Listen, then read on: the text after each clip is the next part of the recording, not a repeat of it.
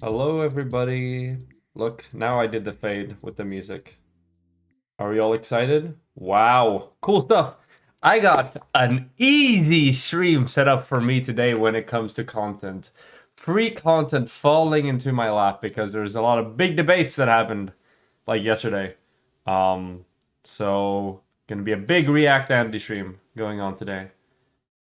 How are we doing? Let me open up the chats and show myself. My camera's working now. Nice. It wasn't working before stream, so I'm happy it's working now, I guess. Sounds like someone's hung over. Do I? Okay, I guess I'll take your word for it. Is it my voice or? Hello to Sven. Yitzi Muller? Not quite sure. Love trumps all. Hello to you. Interesting name. I like your name. Let's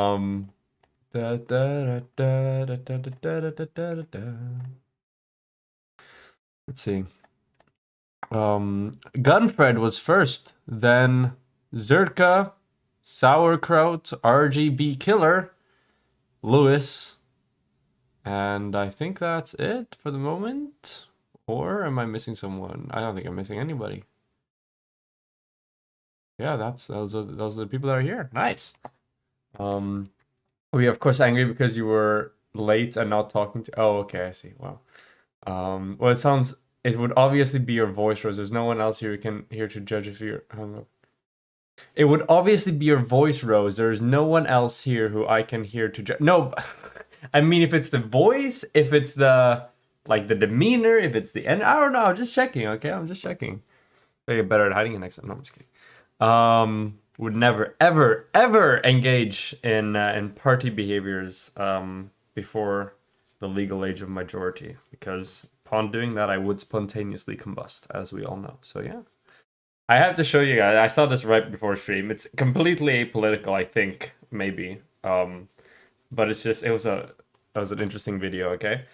Will this get me in trouble actually?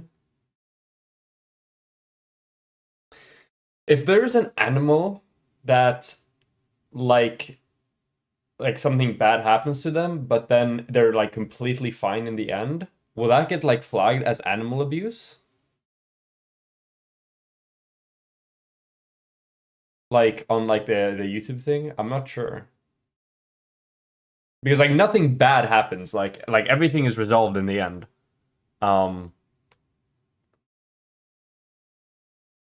But it's also a really cute video. It's a funny video as well. But they're completely fine in the. I don't know. Do I risk it?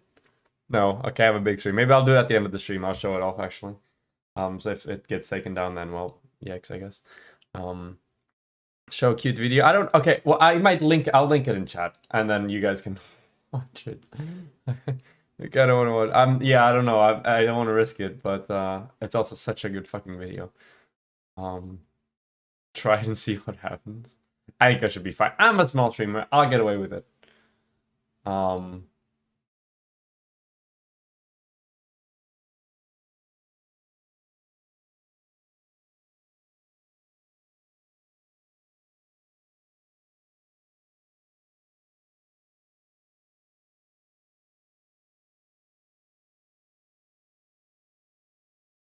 I don't know. I don't know. It's serious, actually. Never mind. We're doing it later. Is I guess Twitch has admit to drinking when you're underage? Well, I don't know, and it doesn't matter because I would never engage in such an activity anyway. So, don't know. All right. Otherwise, we have two debates that we are watching. It's going to be the Bastiat versus Vaush debate, and then the Vaush versus Destiny and some ANCAP person, I think. But yeah. And that's what we have planned for today. Put this up. There we go. And I wonder if Vaush has uploaded it yet. Oh, he's uploaded that one. He hasn't. Oh, wait, never mind. Oh, Vaush has both of them uploaded. Wait, what is this? Why is it? Destiny debate intro. Bastiat debate intro. Okay, so he has a Destiny one first. And then there's the Bastiat one. I might just watch this video because it has everything in one. So I have an intro as well because I don't want to have I don't want to have the teasers. I just want to go right in. Okay. No, right up there. Okay, there we go. Perfect. Only if we're not Vaush and Destiny, we're like behind the scenes. There's some funny photos that have come out actually. Let me show you the photos. On that, Lewis. So here is one photo. Oh. This is so awkward. They're sitting right next to each other. Both of them are on their phones. They don't want to talk to one another. Oh, for fuck's sake. Oh my. Oh, Jesus. Oh, no, no, no. Oh, wow. Then there's this, and then there's some more as well. And there's been a bunch of memes on that. And then there's this one as well. Yeah. You got Destiny here and Vaush there. Sitting on different tables. Damn. The bridge is burned. It's over. Oh no, maybe. This is one of the few times, actually, and I'm looking forward to this. This is one of the few times where I watch something on stream, like, actually for the first time. Most of the other time, I watch it beforehand, especially if I'm going to review, like, go over it or something, so I have an idea of what's going on. But I have not watched, like, any of this at all. No, not even any clips, anything. I know literally nothing about what happens. So I'm excited about that, to be honest, to see, like, get it for the first time or whatever. But yeah, let's see here. Vaush looks skinnier. What happened? He started working out. But yeah. People make no effort. Phone truly bad. Vaush drip. Vaush indeed drip. Damn, I think I have similar shoes to those. Hold on. I think mine are a little bit lighter. Yeah, mine are lighter brown, but I have similar shoes. And then there are the shoes that... I don't know. These shoes, they're very American shoes. Like, I've seen some other people wear, but I've only ever seen Americans wear these shoes, like, in Europe. I don't know. Like, the ones with the, I don't know, this model. I don't know what it is, but yeah. And then phone bad. Look at Vaush with the bulky case. And Destiny without any case. Holy shit. Some risky business. Thematic to the characters, I guess, but, like, damn. Alright. Got the man bun. And then... I don't know what's going on with Destiny in this photo. Is he doing, like, one of his laughs where he just, like, does this? Or, like, I don't know what he's doing here. He's taking a nap.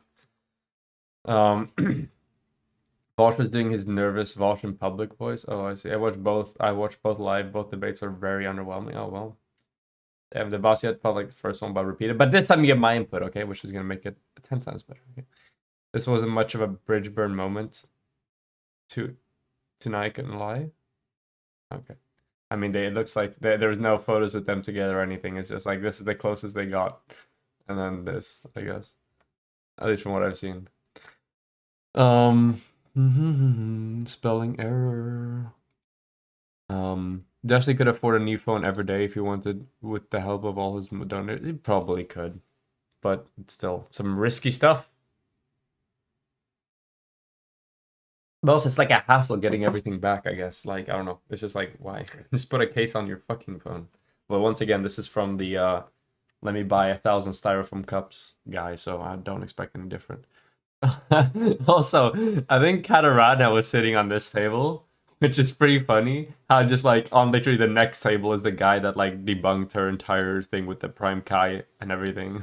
These meetups of like online people meeting up in real life is always like, I swear to God, you could do some super interesting like anthropological, psychological, and sociological research, like analyzing meetups of like online groups, especially online politics, because the dynamics are interesting, you know? But yeah. Um Sigma trusts his ability to keep his phone safe versus Beta, who needs a cushion for his phone because he's a coward. I guess that's one way to look at it. The true Sigma way is not to have a casing out. Well, I guess. I don't know. Were there any other cool memes from? I don't know. There's been a bunch of clips coming around, but I haven't seen anything like remarkable. I've very specifically like not looked at any video clips. I've only looked at like photos and stuff. But yeah. Was this a real photo? This one here? No, this isn't the real photo. This is a Photoshop photo. Wait, right? Wasn't it Hyena that was here? What is this music? What music? Wasn't it Hyena? Isn't this Photoshopped? Or is this actually happened? Vaush and Bastiat.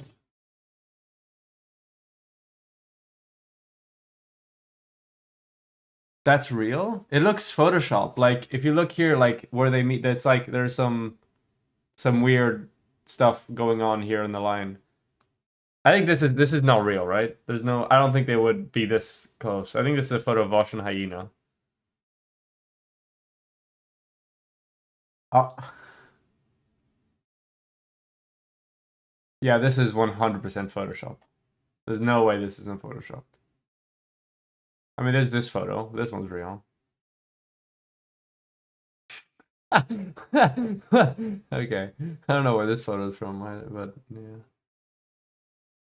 Yeah, I don't think that photo is real. There's no way that photo is real.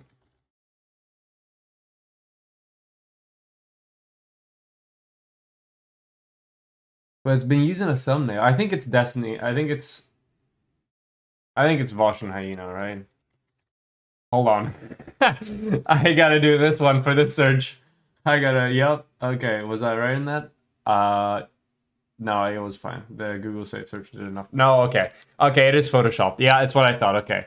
It's Vaush and Hyena, and then Destiny was okay. All right. See, we can figure it out. We can figure it out. This is a nice photo though. This is a nice photo. But yeah.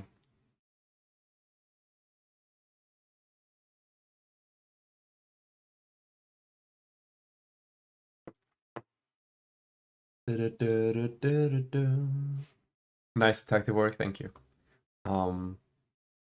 Destiny was in the back. Yeah, Destiny was there too. It was just from the real life debate. Yeah. I was like, there's no way because that's like really, really close. Yeah, it's Photoshop. Alright, well, damn. Yeah. Well, let's see any other good memes. Any of those some shadow or something. Yo, I don't know. Is this photo photoshopped as well? I can't tell. I hate this. There's no way this photo is real, right? Like, there's no way. There's no way this is real. Or? There's no way. There's no way this is real, right?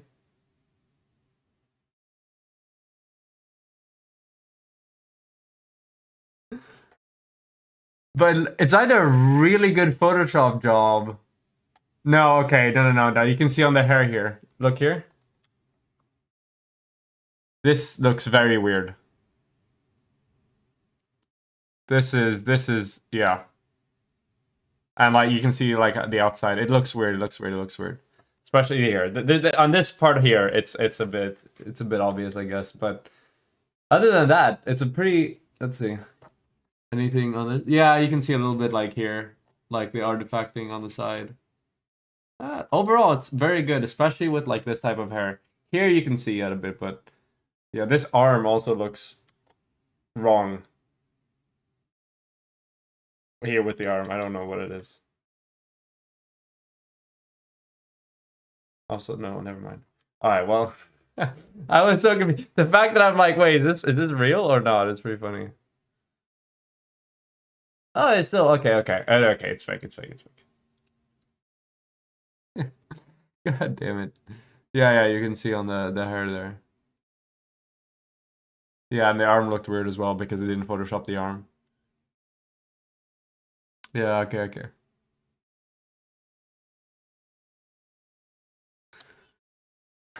I swear to God. I hate how I can't tell whether or not these are Photoshopped right away. Didn't look so dead inside in this picture. Oh, Destiny does. Destiny does. This one. If you say D, then both of their names are D, yeah. Right, it's so weird seeing streamers IRL sending it. I know it's fucking weird. It's so weird how you can't tell if anything's photoshopped or not. Um, there's this. I'm just stealing content from Destiny subreddit at this point. Like, there's this one, which, damn, if only. Is he doing the fucking thing? Is he doing the okay sign? Holy shit, guys! We need to cancel Vaush. I think this is getting pretty close. I don't know about this. I don't know about letting this one slide, chat. I don't know about letting this one slide. Mmm. The line between libertarian socialist and white supremacist seems to be about 2 centimeters wide here. Oi, oi, oi, oi, oi. Alright, okay. Damn.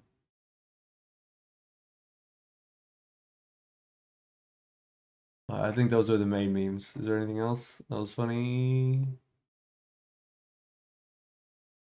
No, I think that was mostly it. Yo, can somebody explain the leaning meme? Every time there's pictures of streamers IRL, there are these green like lines that go through everywhere. Where does that come from? Does anyone know?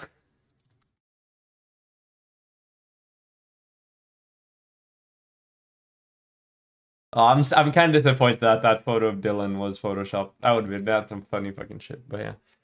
I wish they would fight more, kind of boring when they don't interact. I mean, that's the difference between online and in-person engagements. Straight line equals alpha. Is that how that works? Maybe, I guess. Yeah, I don't know. Some alpha male thing, I'm pretty sure. Wait, hold on. Green line posture. Don't lean in memes. Don't, okay. Know your meme.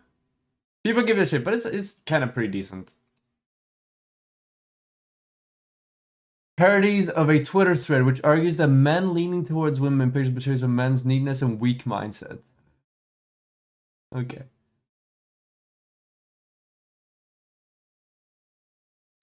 Okay, I see. Oh my. Oh, these are borderline not fine. Sean Connery, don't lean in. Okay. Yo, that's, oh my god, I didn't even see the other one next to the Lost comic. Holy shit. Oh my god. Damn.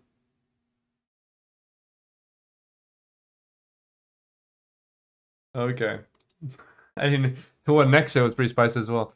What do you think about the Moderna vaccine causing myocarditis, inflammation in the heart muscle? Denmark and Sweden stopped giving people the vaccine for people who are younger than 30. I think it's been like, it's not something that's like secret or hidden or anything. It's listed as like a potential side effect. Myocarditis is also like a primary side effect from like catching COVID.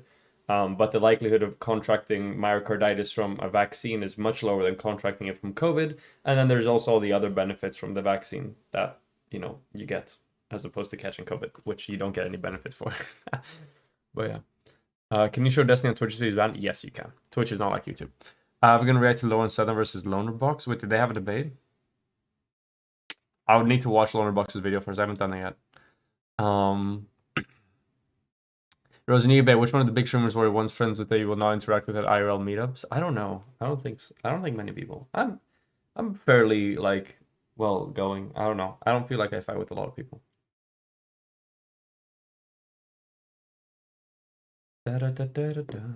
I will be in I will be for 2022 at TwitchCon here in Amsterdam.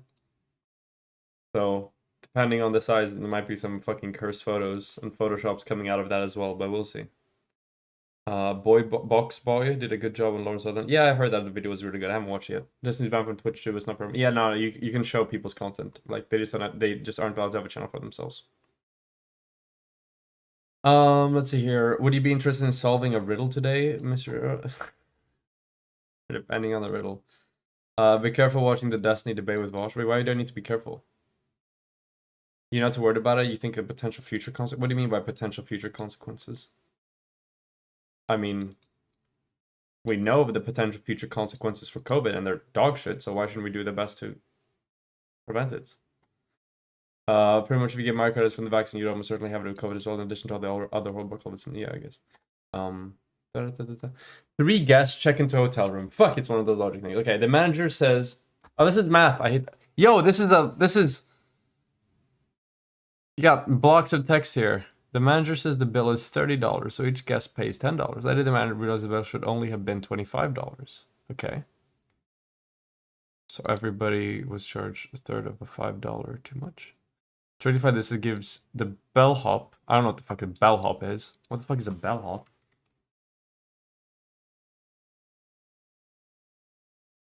I have no clue what the fucking bellhop is. $5 as a $1 bills to return to the guests. On the way to the guest rooms, he refunds the money. To refund the money, the bellhop realized that he cannot equally divide 5 $1 bills among the 3 guests. True! As the guests are not aware of the total revised bill, the bellhop decides to just give each guest $1 back and keep $2 as a tip for himself, and proceeds to do so. As each guest got $1 back, each guest only paid $9. Yeah, that makes sense. Bringing the total paid up to $27. The bellhop kept $2, which when added to the $27 comes out to $29. If the guest originally had it, what happened to the remaining $1? Okay, let me think about this.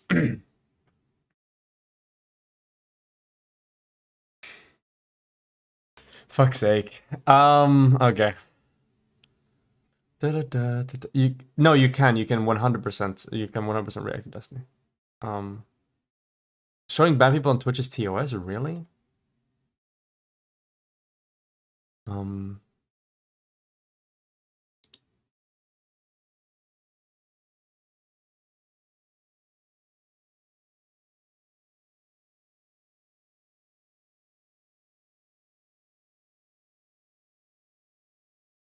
Okay, it's something in the first paragraph that you've sent here, I think.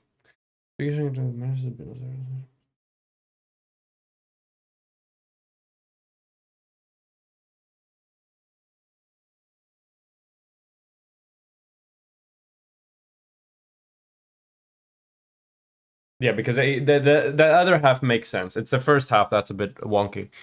The manager, you just feel it. Says the bill manager gets for $10. The manager will have been $25. So they as a whole paid $5 too much.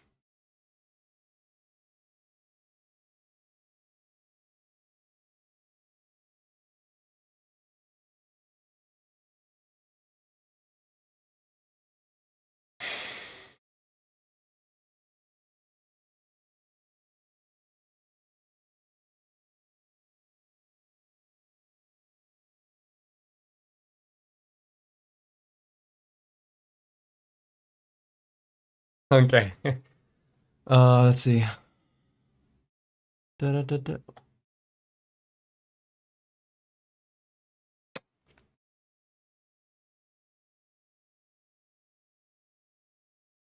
Did Ben the Great solve it?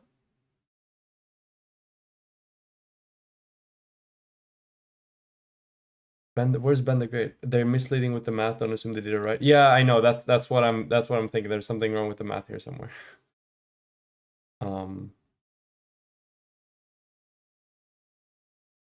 Because it is okay. As you get $1, they only paid $9. That makes sense because the original bill was $30 for 3 people. That's $10 each. If they get $1 back each, then each guest only paid $9, which total is 27. Fuck's sake, I can't be fucked. There is no solution as it is false premises.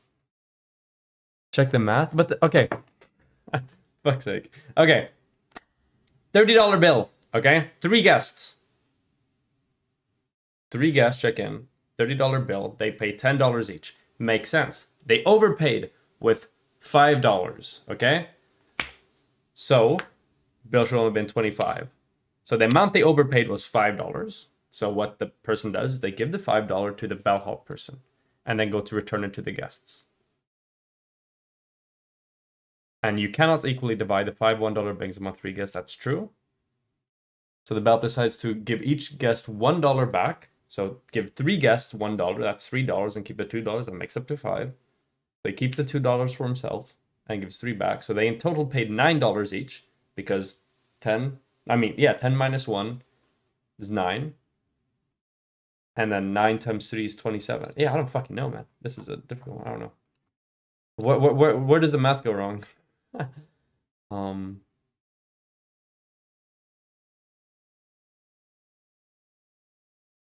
we recreate the photo? Sure, Lois, we can recreate the photo. 10 minus 1 equals... I mean it... where's the math wrong? I don't know. I'm gonna be banging my head into the table when somebody tells me where the math is. Because 9 times 3 is 27.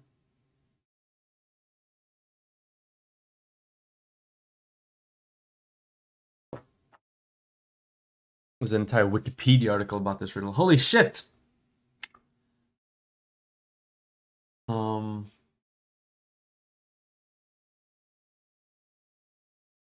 Trick is to realize that this is not the sum of money that people had paid originally. They will need to include the money the clerk made, $24. That is 9 times 3 people. That's 27. Add with the additional money. Include the published tip. Oh, okay.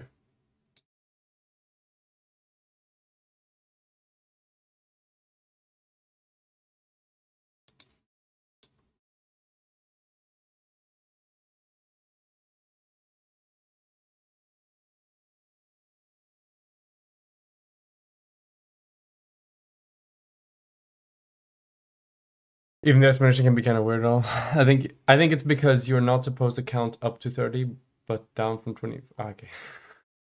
10 minus 1 is always a 0. All right. No, fuck maths. Okay. The manager still has $25. True. The staff guy has 2, and the guys have 3.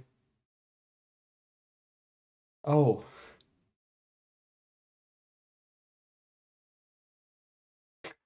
God damn it. All right. Yeah, that makes sense.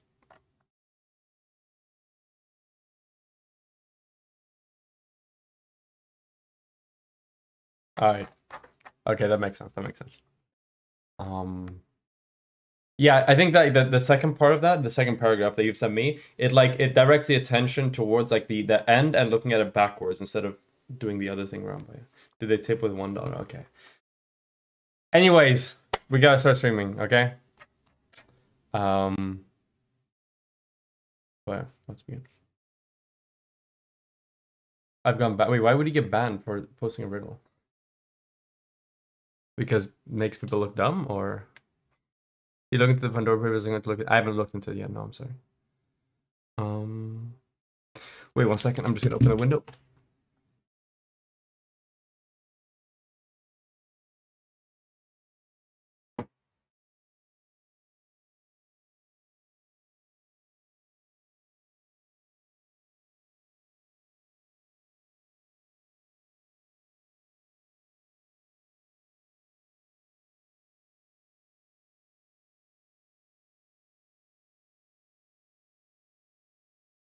All right, with the train sounds in the background,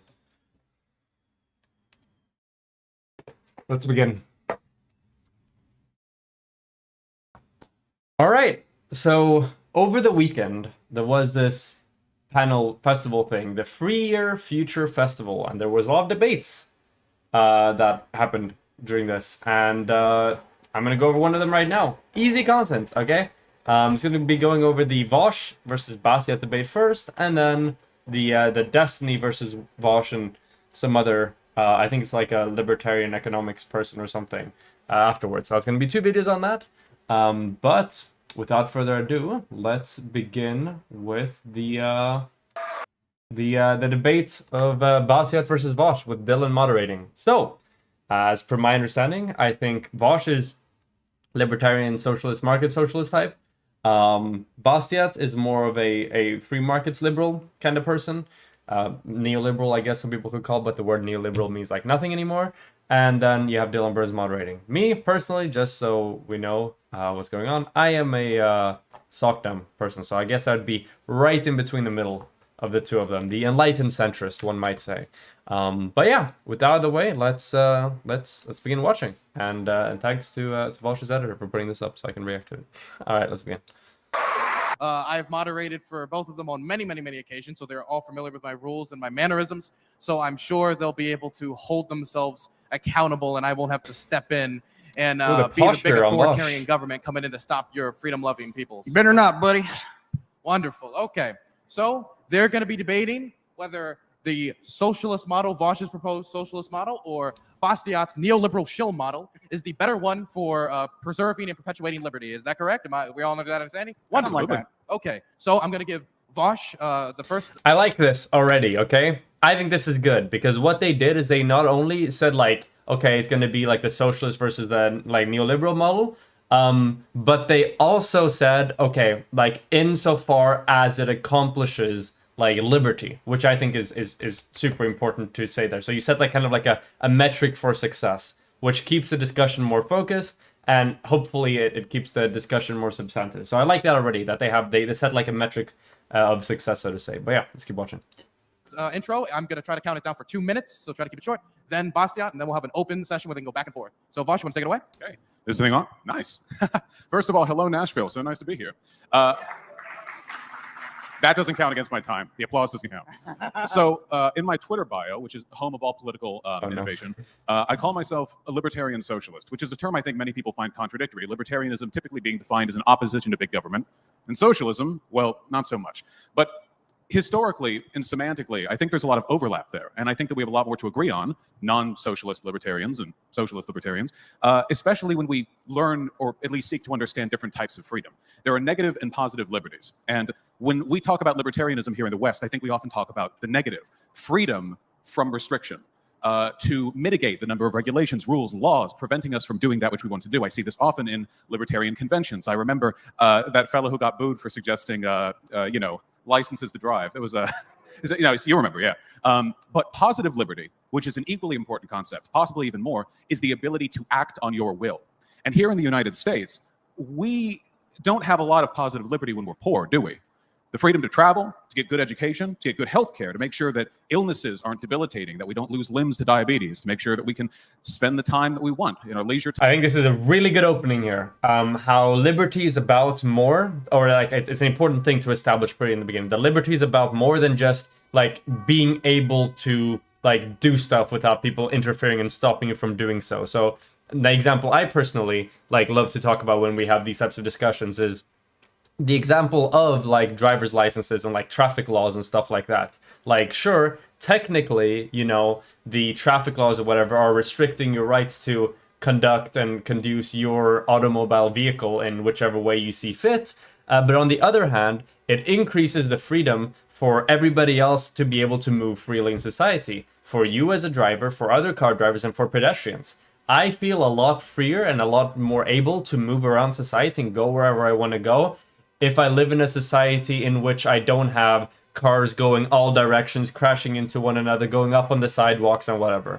And that's an example of which, curtailing or limiting the amount of things you can do or have the right to do can actually increase overall freedom and what one is able to do and can do without like fear of consequences or, of being like impeded basically. So I think that just this distinction and like laying this, forth, I think is a pretty important thing to any discussions when it comes to like liberty and freedoms and stuff like that. And that's often something that that libertarians miss out on quite a bit, where they don't they don't miss that second part. They only think that, okay, there's a restriction on something I can do. Is that fire engine or whatever really loud?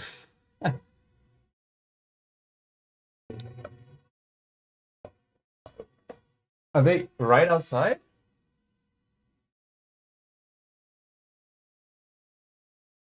Okay, well, closing the window, I think is the move here, I guess. Rose,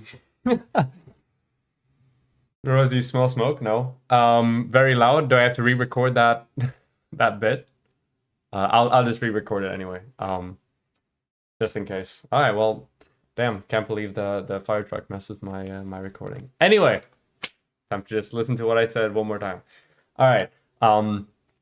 I like what Vaush is doing here in the beginning. I think this is a very important thing to do in the discussion of anything liberty related, how there is more to liberty than just like your right to do something unimpeded by some like authoritarian structure or whatever. So my favorite example to always go to when it comes to discussions like this is like traffic laws and driving licenses or whatever. So while, you know, on the books, these types of things like limit your free ability to conduct your automobile vehicle in whichever way you see fit, at the end of the day, it ends up making the freedom for you to be able to conduct that vehicle and for other people to be able to just like transport and move themselves in society a lot higher. I feel a lot safer and I feel a lot more free to be able to go wherever I want in a society where there are laws and regulations that these vehicles have to follow, than in one in which they can drive and do whatever they want, in which I have to, you know, when I'm on the sidewalk, like look out because a car might just drive up on the sidewalk because they want to pass a car or whatever. A world in which there's like way more accidents because there aren't like traffic lights or whatever that have legal penalties to them if you just go, you know, and violate the whichever like light signal it's giving off at the moment. So yeah, establishing this, how there's like there's more to like liberty and the freedom to do stuff than just whether or not there's like an authoritarian body stopping you from doing something is very, very, very important.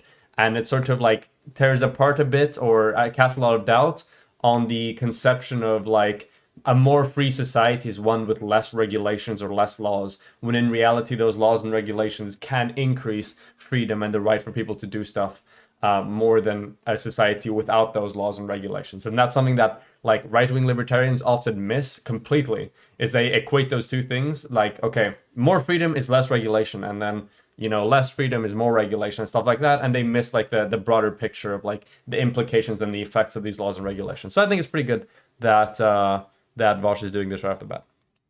Time and at work. All of that is gatekept behind economic institutions, which I think in many cases deprive us of freedoms, not by explicitly preventing us from doing these things, but by denying us the chance at doing it.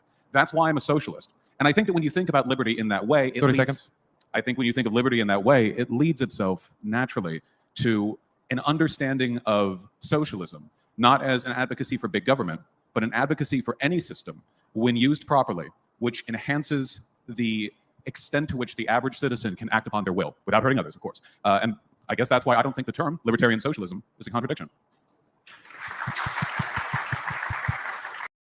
All right.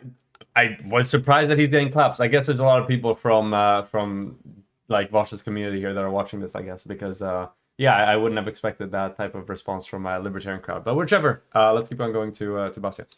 Wonderful. So for the next 2 minutes, I'll hand it over to Bastiat. Hey folks, my name is Bastiat. I stream on Twitch, and I was very graciously introduced as a neoliberal shill. I affiliate with some of the good folks at the Neoliberal Project. You might want to check them out on Twitter sometime. They do a lot of great work. And I appreciate that Vaush. Both panelists have mentioned Twitter in the first second of their opening statements. Oh, no, no, no.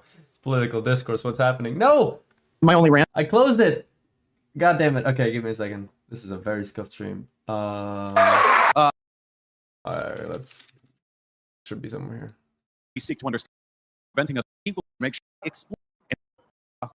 I feel like kind of took libertarianism. I appreciate and accept a lot of the basic libertarian morality, but I think that a lot of the policy prescriptions that I propose, which I think are essential to a functioning and free and durable free society, are essential and yet are oftentimes scorned by libertarians of different stripes. For example, I believe, as I think Milton Friedman argued very persuasively, that the government must not only ensure competitive markets, but must ensure the institutions necessary to maintain those competitive markets, some antitrust regulations, for example, and aid to people to alleviate acute misery and distress, to ensure that people feel like they've got hope in a free society and do not turn to alternatives, which I believe are almost always going to be authoritarian in nature, whether they are intended to be so or not.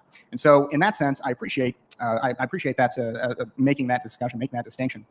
One of the things that concerns me, though, about a lot of the variants of socialism that are proposed is that while I appreciate the respect that they have for the lessons of history and the experience of socialist experiments in the past, I worry that they ultimately could lead to new forms of central planning and state coercion that are of a nature that, while not intended, are nevertheless very likely to be harmful and to rob us, indeed, not just of the negative liberties, but even some of the positive liberties that we currently enjoy in many free societies, even if, for example, in the United States, there are a lot of ways we'd like to improve upon the existing system. So I look forward to talking with Vaush here today.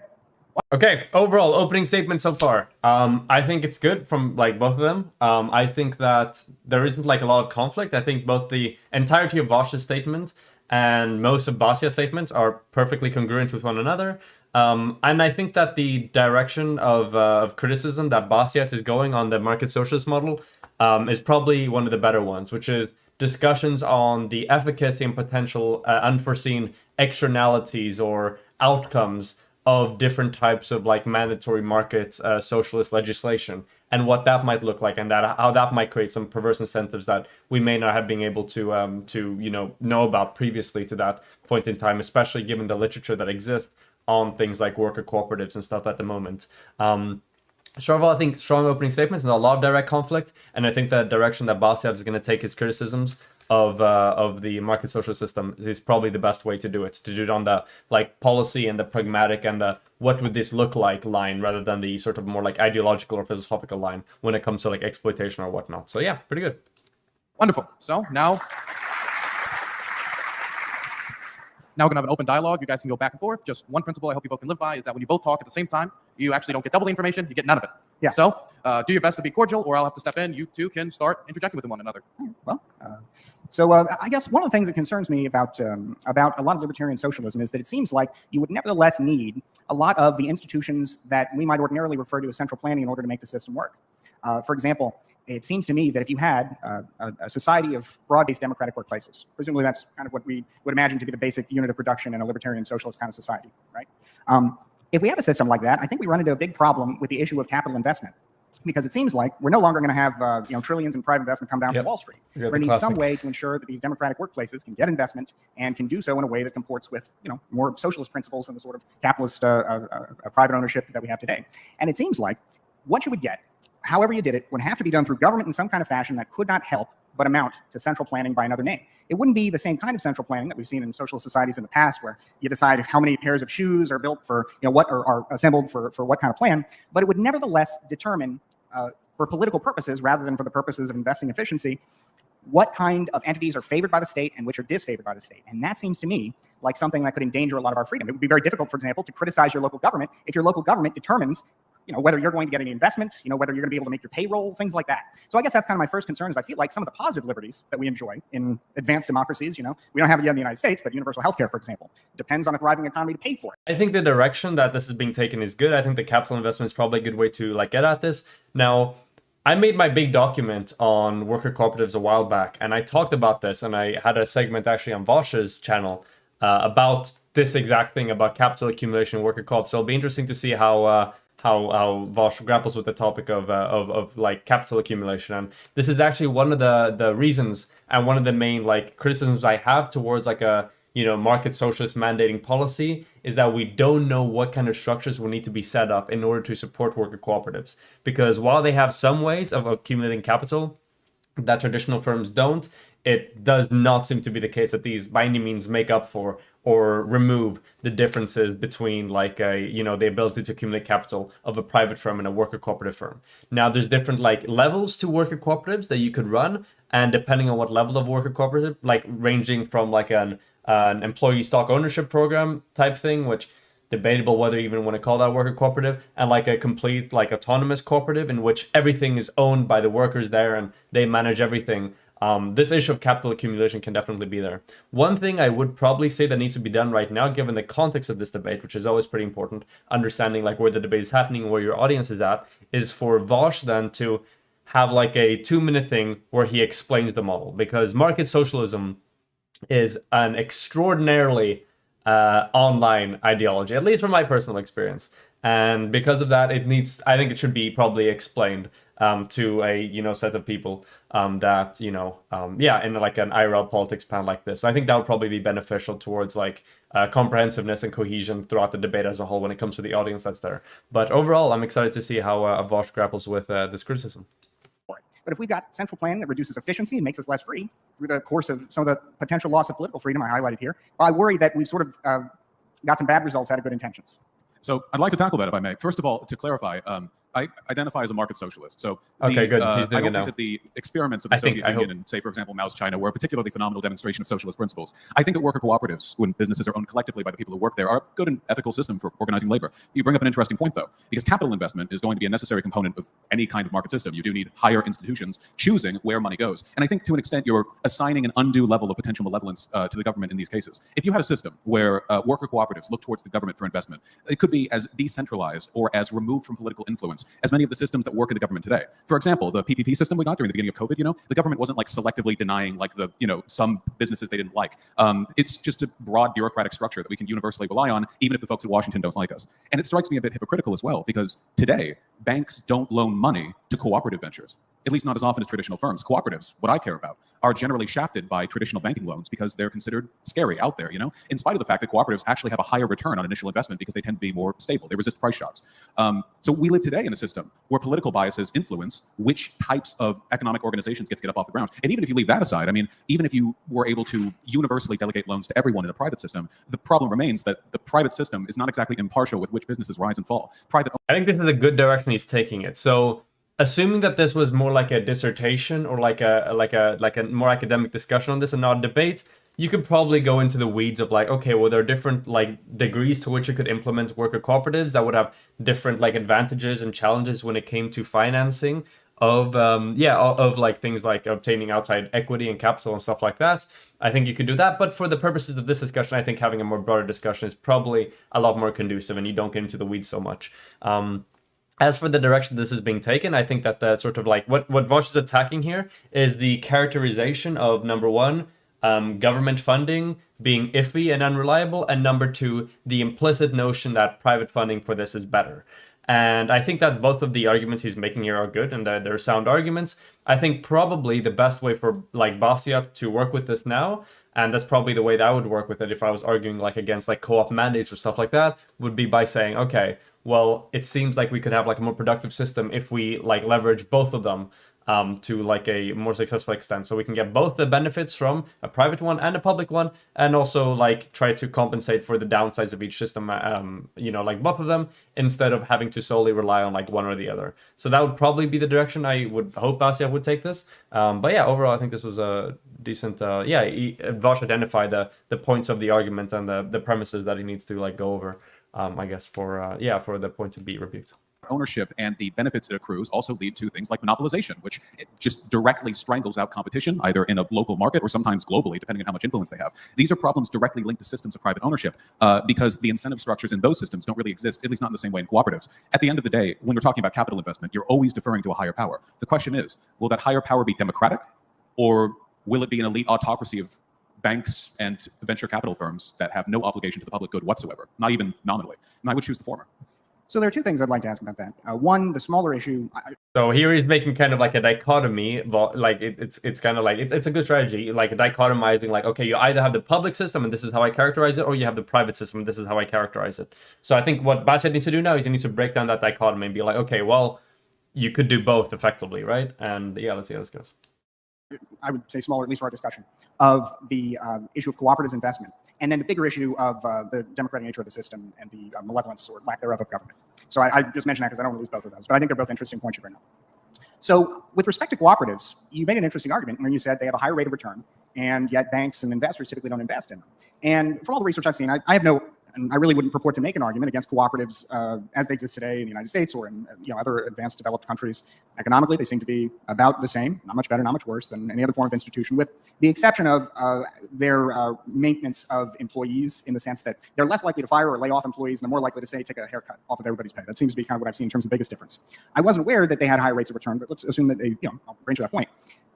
Why then, in a capitalist system that often regularly funds? So the thing about this is that Bastiat is making a very charitable concession here when it comes to the rate of the return. And I don't even think Vaush said this, that they had better rates of return. Maybe he did. But even if he said it, the reason why rates of return may be better for like shareholders of a cooperative firm would be because the workers are the shareholders, right? So they can like vote and run business in a way that is directly beneficial to their interests. And that's great. That's the whole sort of like key tenet behind the cooperative ideology, right? Is that there's a business that's more than just profit making for shareholders. It's about a community. It's about like taking care of the members of the firm and make things like, go better for everyone across the board in that regard.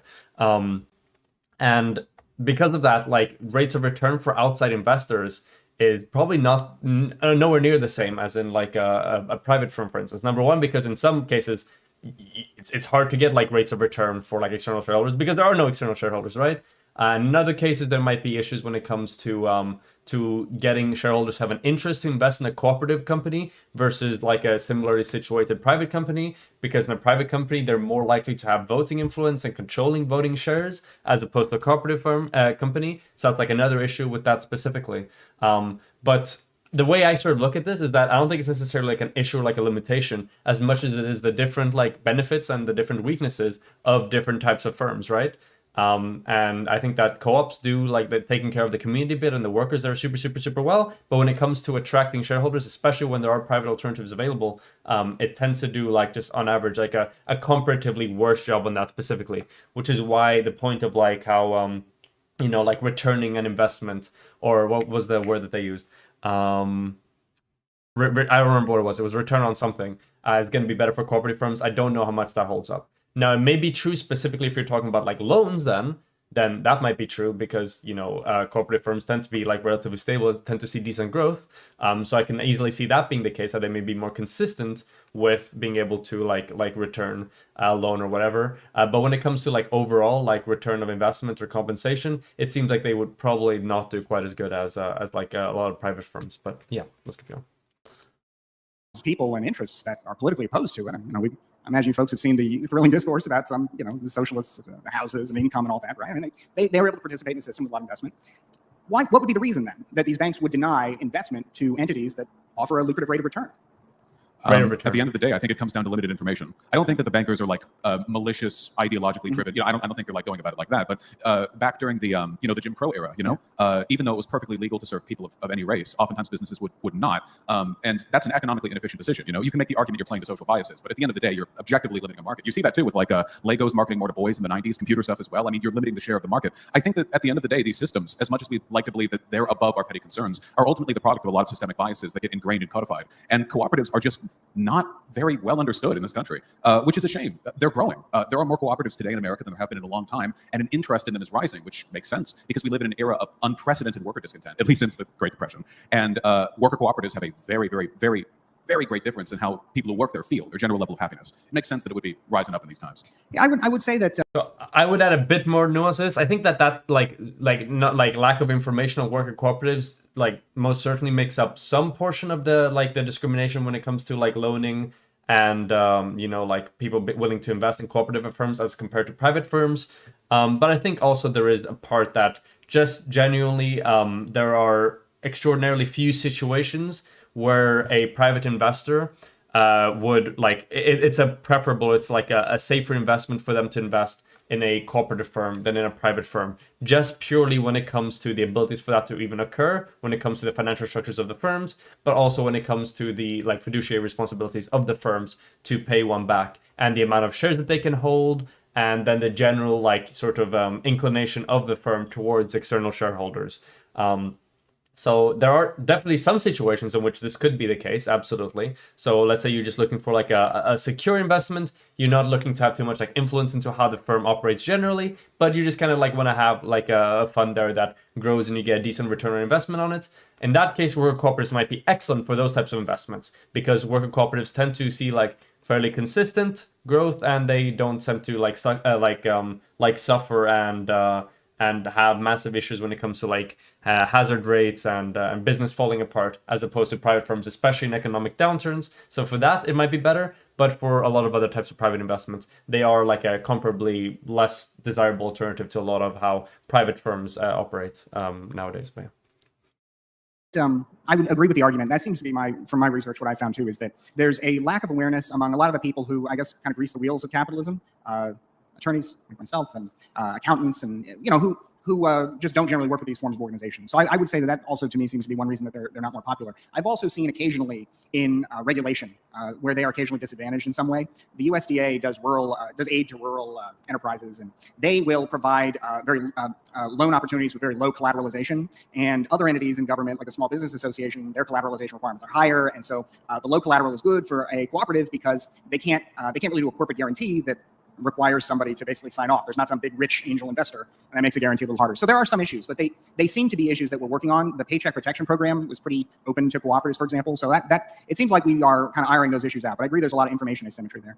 And then the bigger issue of malevolence is something I want to talk about, because I don't believe necessarily that government is inherently malevolent. What I was thinking about in terms of government is that Right now, under our system, I think Bastiat could probably benefit quite a bit from this like in this debate, just having like better understanding of like worker cooperatives as firms, I guess. It could help him like quite a bit. But it seems like his broader argument still has to do with the amount of like parallel institutional structures that would be required in order to be able to raise like capital funding for both the different parties, or both the different business models, I mean. So I guess if that's the argument that he's going to run down, then it's not as important. But there are a few instances like here and there, like I pointed out, where having a more intimate knowledge on worker cooperatives could be beneficial, could be in his favor. There is an incredible amount of lobbying and influence in government to, get all the kinds of special or favorable, even really treatment. I don't mean to make it sound malicious. It's favorable treatment in our tax code or in the law for one particular business enterprise or another. And then I imagine, that on top of taxes, which are a relatively small part of overall business, you have to lobby the government, as anybody would, assuming they have the right to, for access to capital investment or greater access to it or special access, to say, well, perhaps I'm not as profitable an entity, but I provide a useful social function. One thing in particular that concerns me is the example of Yugoslavia, where they had capital investment that was devoted specifically to firms that had large numbers of employees, whether they were efficient or not. It became a kind of backhanded subsidy for laborers. The entire economy is dragged down by this. And I don't see a reason why here in the United States, where our own policies often favor entities with lots of employees over entities that are efficient or innovative, would really be any different. I just imagine that, like every other country in the world, lobbyists would kind of make the process less economically efficient than the competitive rules of a capitalist order do, however imperfectly they do. It's kind of hinting at the direction that I talked about before, how it's more about like, hey, let's break out of this economy. You can get the best of both worlds if you have a mix of the different sort of like firms within an economy, rather than having it only be government run. And I think it's probably in his interest to say like, hey, I'm not saying that this is like intentionally malicious or whatever, but there are just inefficiencies that may arise from having like a great reliance on like one organization when it comes to funding and stuff like that, as opposed to having like a wider range of options as you would have under like a more, like with more different business models and stuff like that. Those things where the fish probably couldn't define water if you asked them what it was, We have a horrendously inefficient system for determining which businesses are efficient right now. Businesses close constantly. Most don't survive the first couple of years. And especially, in the restaurant industry, for example, which is eternally going to be in high demand, it's the sink or swim model doesn't take into account the externalities, because every sink is loans to the bank met unfulfilled, is a family's finances left in devastation, is all the external problems following from that. And this happens every year to hundreds of thousands of people, not just here, but all around the world. When we look at other systems, we often see their downsides, of which there are no doubt many with any. But we're so sometimes, I think, unwilling to consider what they're being compared to.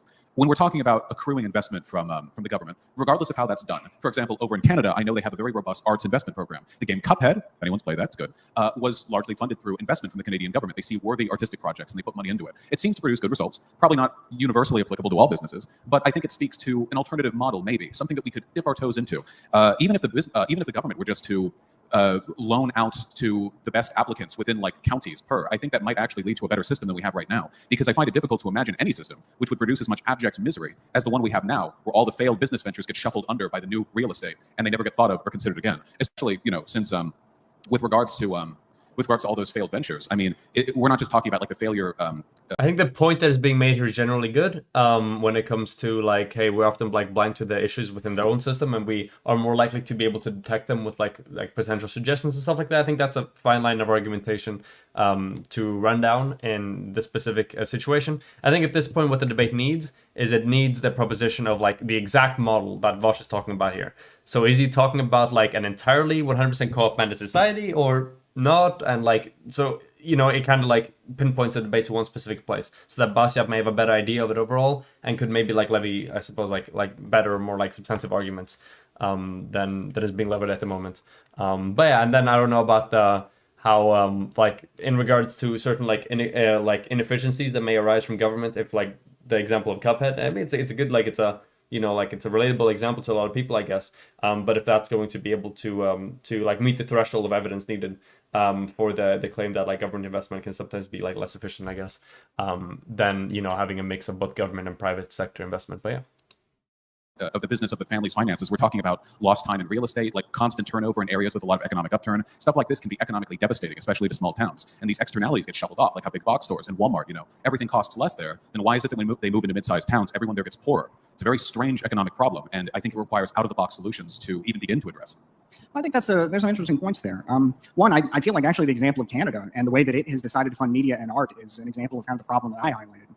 Canada makes special privilege for Canadian content. They feel, being a nation of 30 million on the border with a nation of 330 million, that they have to give Canadian-based content, Canadian movies and film, a lot of special attention. And so they have, under the Trudeau administration, proposed a system of increased taxation of entities like Netflix and Hulu and things like that, making costs much greater for the average person for the purpose of then using that money to fund Canadian content that most Canadians don't watch, don't particularly want, or have any special interest in. Nevertheless, the Canadian content is very popular with special interests who are able to use their leverage in the government to ultimately get themselves special favors that are popular in the abstract, even though they cost a lot in the ordinary sense to ordinary Canadians. But it's also kind of a death by a thousand cut thing, right? Because if you pay $5 more or something for an online subscription, maybe that doesn't feel too bad. But in the aggregate, that's a lot of waste in exchange for a benefit that you just won't enjoy. And then you imagine that kind of stuff happening across every sector instead of the special sectors that are able to capture state favors in our liberal democratic system. So that's one point I'd raise. That's kind of an example to me of some of the things I fear happening across all industries. I think this was a good argument by Bastiat. I'm not very familiar with the Canadian Culture and Arts program, what's going on there,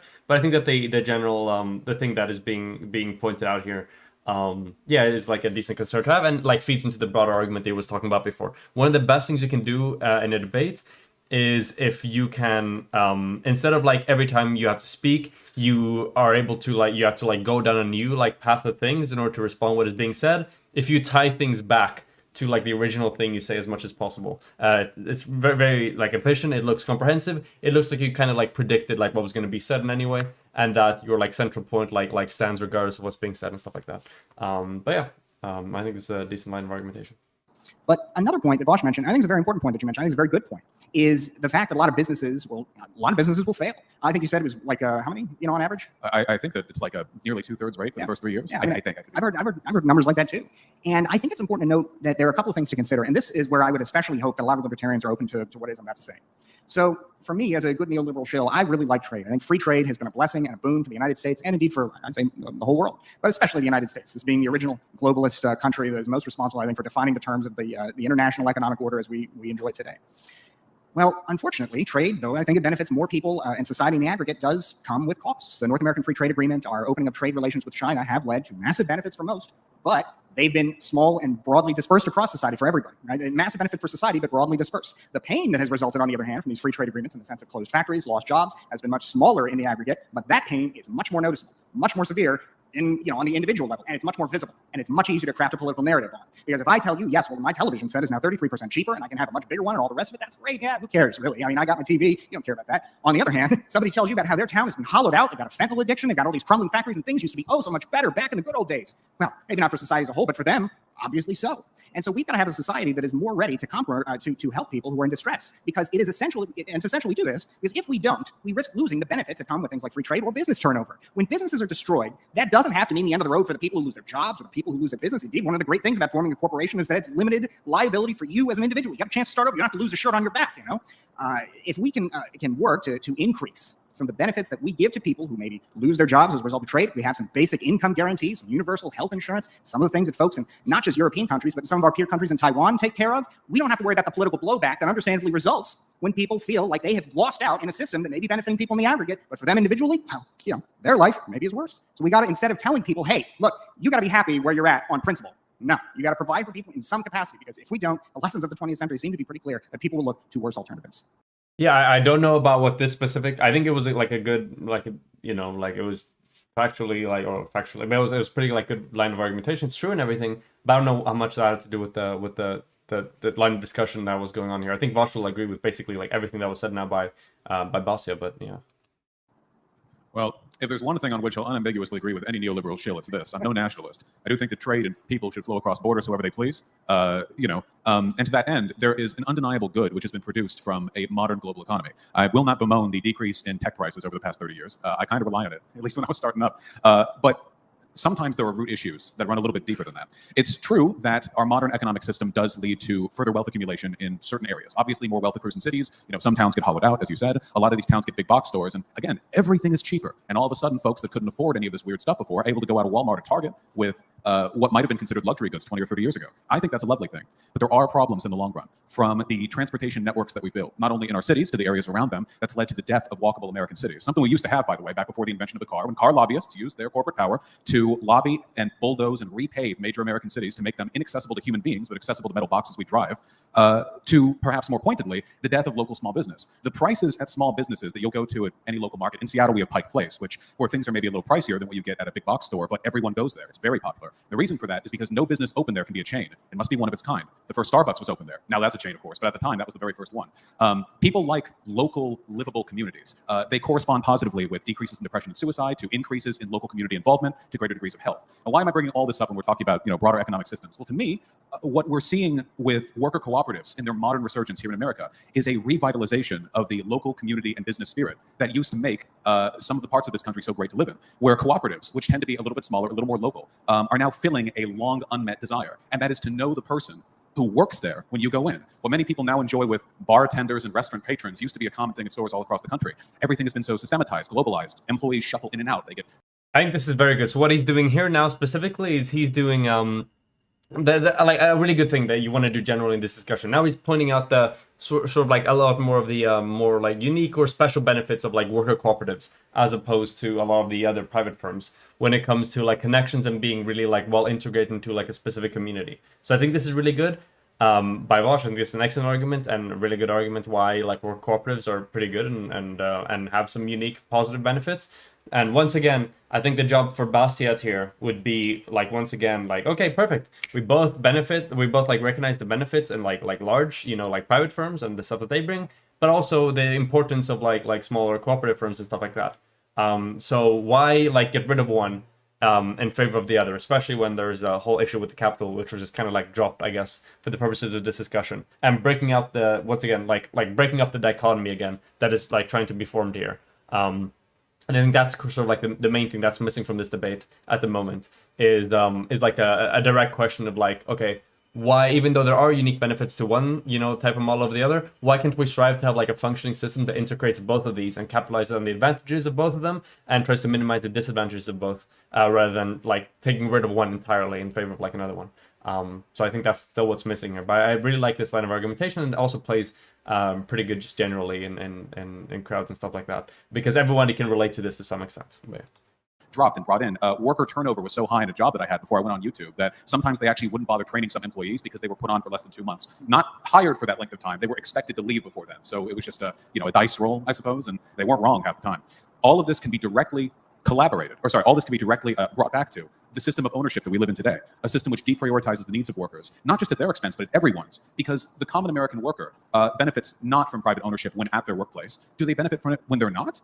Goods have been a little cheaper, maybe due to global trade, and I think that's an appreciable thing. Maybe we can keep some elements of that broader system, the cost-saving measures, while maintaining a direct democratic relationship with the institutions we spend most of our time at. I don't interact with my government day in and day out. I vote once every 4 years, and every once in a while something drives me to the DMV. When I worked, I spent 8 hours a day there. That's the system I spend most of my time under, and that's the system I had no control over, not directly or indirectly. There are a couple things I'd say about that, because I think Vaush again makes a lot of insightful observations that I broadly agree with in terms of the problems he describes. What I don't agree with are the prescriptions he suggests. So I think the first thing I'd say is that with respect to the idea of the worker, I think it's first of all important to recognize. How does Vaush raise his eyebrows when he drinks the water? Okay, I'm sorry for disrupting the conversation with this, but is that with respect to the idea of the worker? I don't know. That's just kind of funny to me. But yeah, the argument Vaush made here is that he believes you can integrate all the positives of like the like private business into the co-op firm, and I think that Bastiat needs to fight him on this, and I don't necessarily know if that's true. I think there are some fairly inextricable benefits to both of them that are sort of inherent to both systems and inherent limitations to both of them. Of course, you can min-max within one as opposed to the other to maximize the amounts of positives and try to have as big of an overlap on the benefits as possible compared to the other system. But I think that there are still some significant differences between the two that especially right now when it comes to the information we have about working cooperatives at the moment seem to warrant a dual model here when it comes to the integration of worker cooperatives and private firms.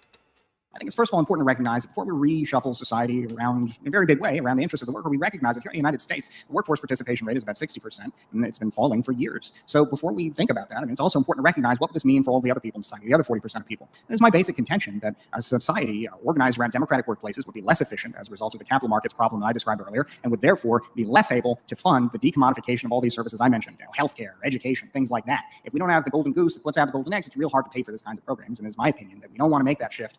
And unless we recognize that, perhaps we might come to the conclusion as a society that there are higher values that are more important than that economic loss, I would argue, would occur. But nevertheless, I think we have to reconcile with it and the fact that it would come at the cost of society as a whole. So that's one point I'd say there. I think that I think that's a pretty good point, and that's one of the key reasons why it's one of the things that private firms do really well, right? Because private firms don't have the same interest in improving quality of life for like workers within the firms. They're able to see like incredible growth when it comes to just the amount of money in circulation within a firm.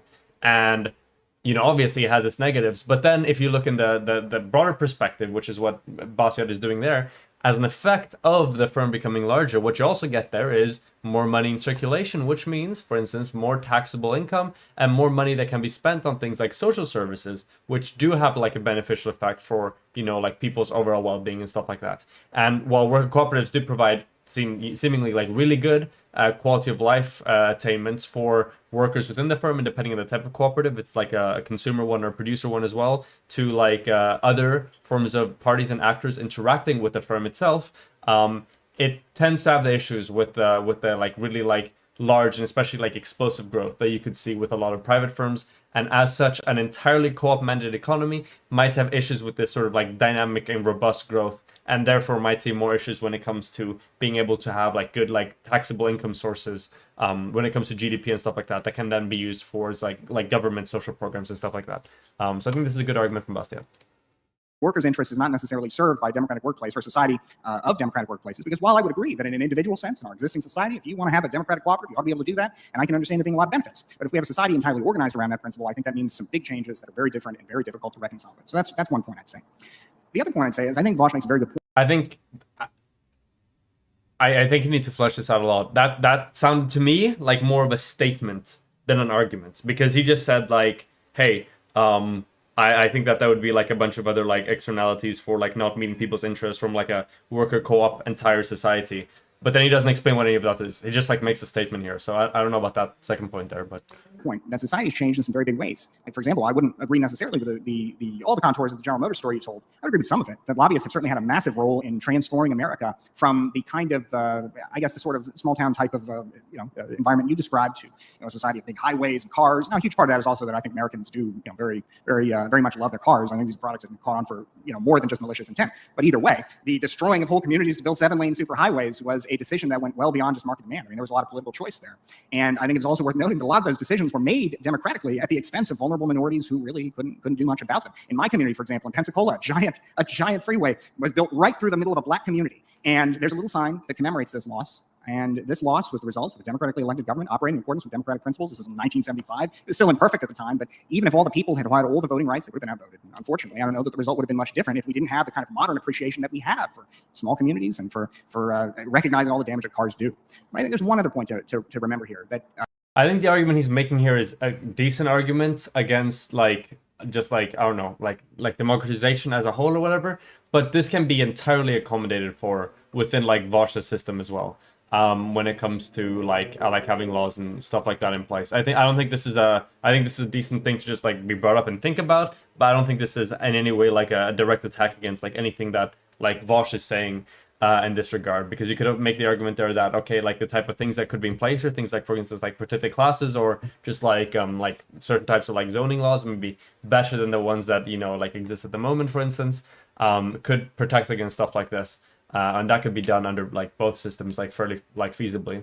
So I don't know about that. And then Vaush could also, and I predict him probably is going to make this argument that like, okay, well, at the end of the day, while like in that example, there was like a majority enacting their will upon a minority that had adverse consequences, while there are bad outcomes there, there's still a lot worse outcomes of like a minority exacting their influence over the majority when it comes to what like Vaush's characterization of like small private special interest groups and stuff like that, which I think that's going to be the direction that's taken now. I think another thing that's missing generally in the discussions of like lobbying as a whole, Bastiat kind of touches on this tangentially, but this is something also I've heard like talked about from like Destiny and stuff like that when it comes to like the role of lobbying, how it's not really like significant and stuff like that. It's always the democratic will at the end of the day that like reflects what's going on.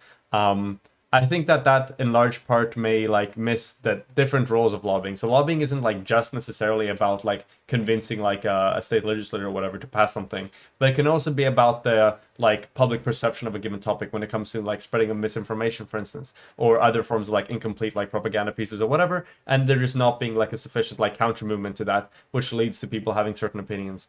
So that's like another thing of lobbying that's not often talked about. When people talk about like lobbying effectiveness, it's like, okay, like, did the people really want this? Like, was like in the popular votes, like, was this reflective of what people really want, or was it not? And if it wasn't, then I guess it was lobbying. And if it was popularly supported, then I guess it couldn't have been lobbying. When there are very much examples of which cases in which something could be like popularly supported, but a big reason behind that popular support could be because of like weird information that they could have gotten from like lobbying or whatever.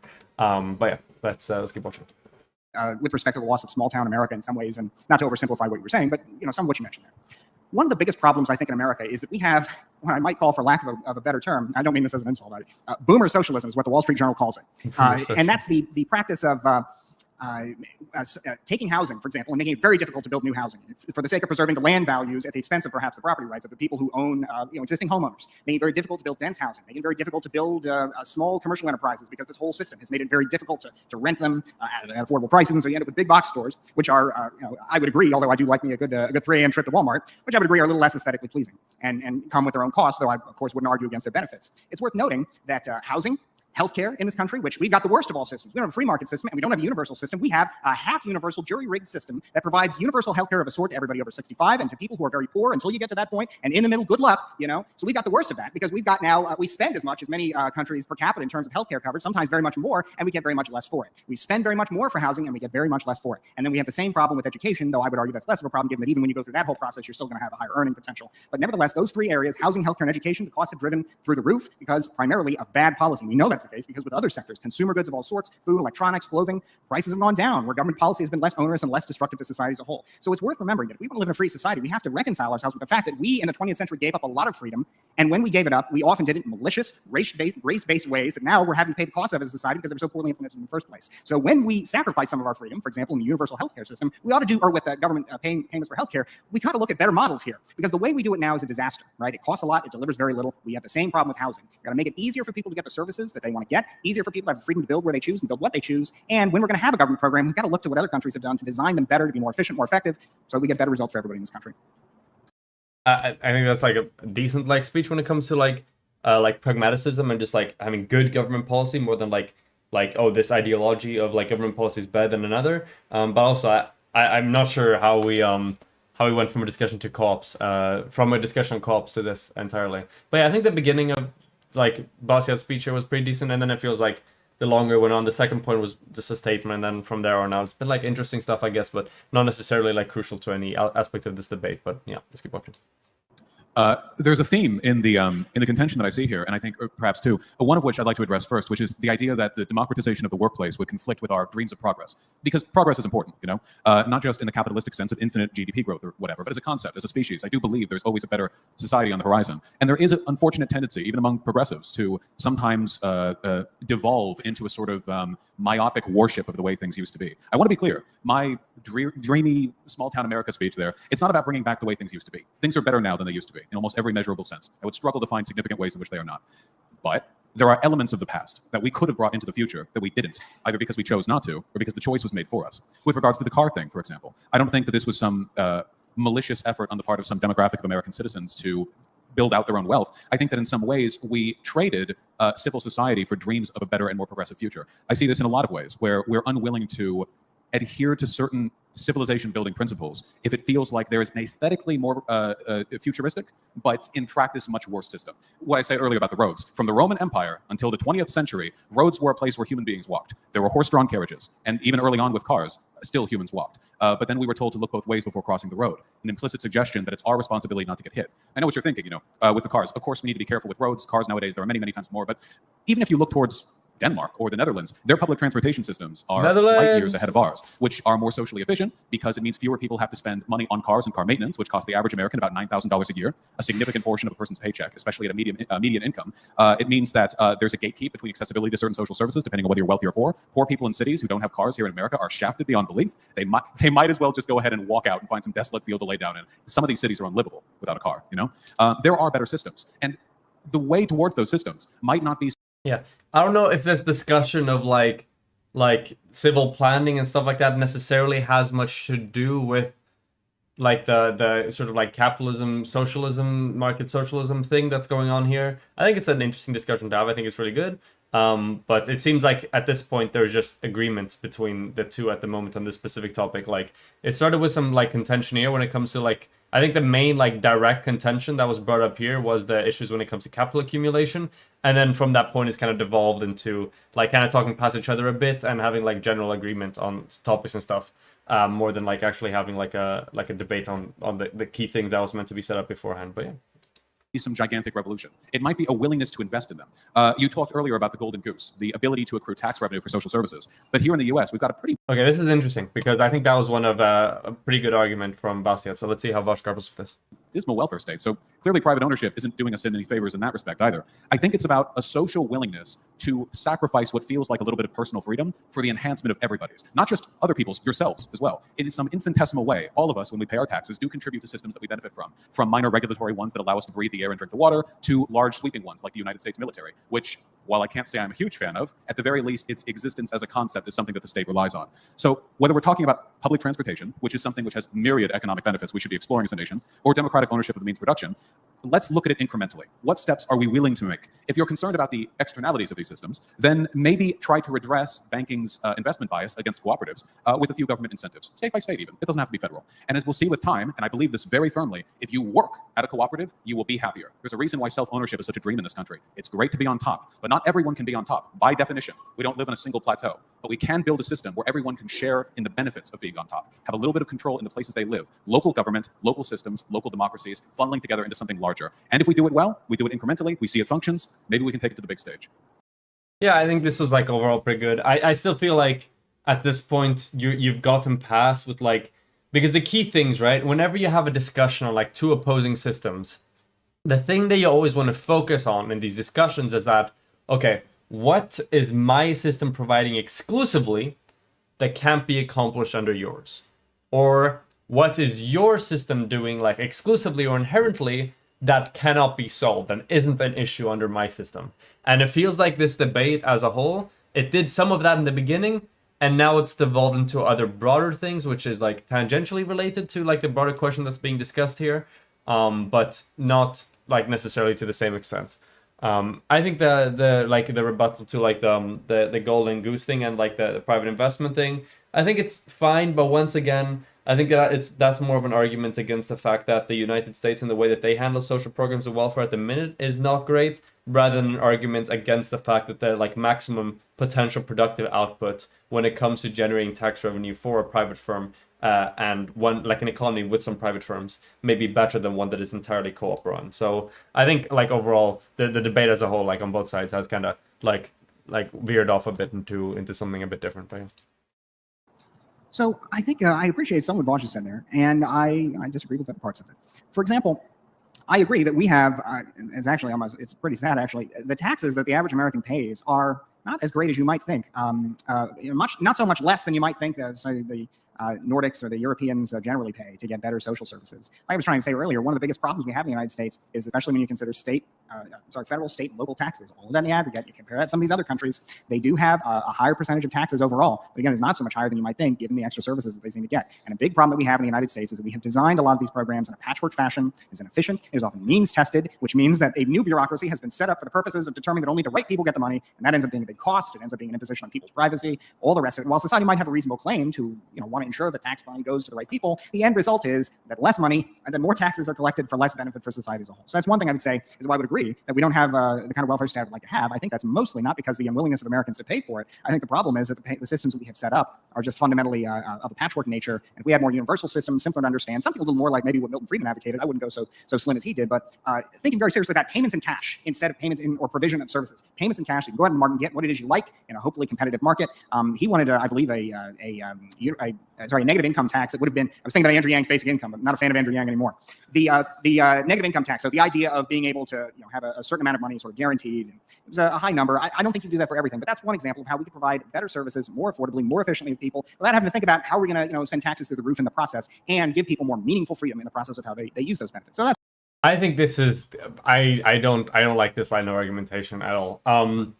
Number one, like blaming the inefficiencies within the United States of America's like taxation model and the types of services they provide from that, and blaming that on like means testing as a program seems, I haven't seen anything to support that notion. I mean, you could like the argument that is being made here, and I guess this is true to some extent, that there is some additional cost made in order to have like a government system that like sees, okay, where is this money best allocated, and then allocates it like therefrom 100%.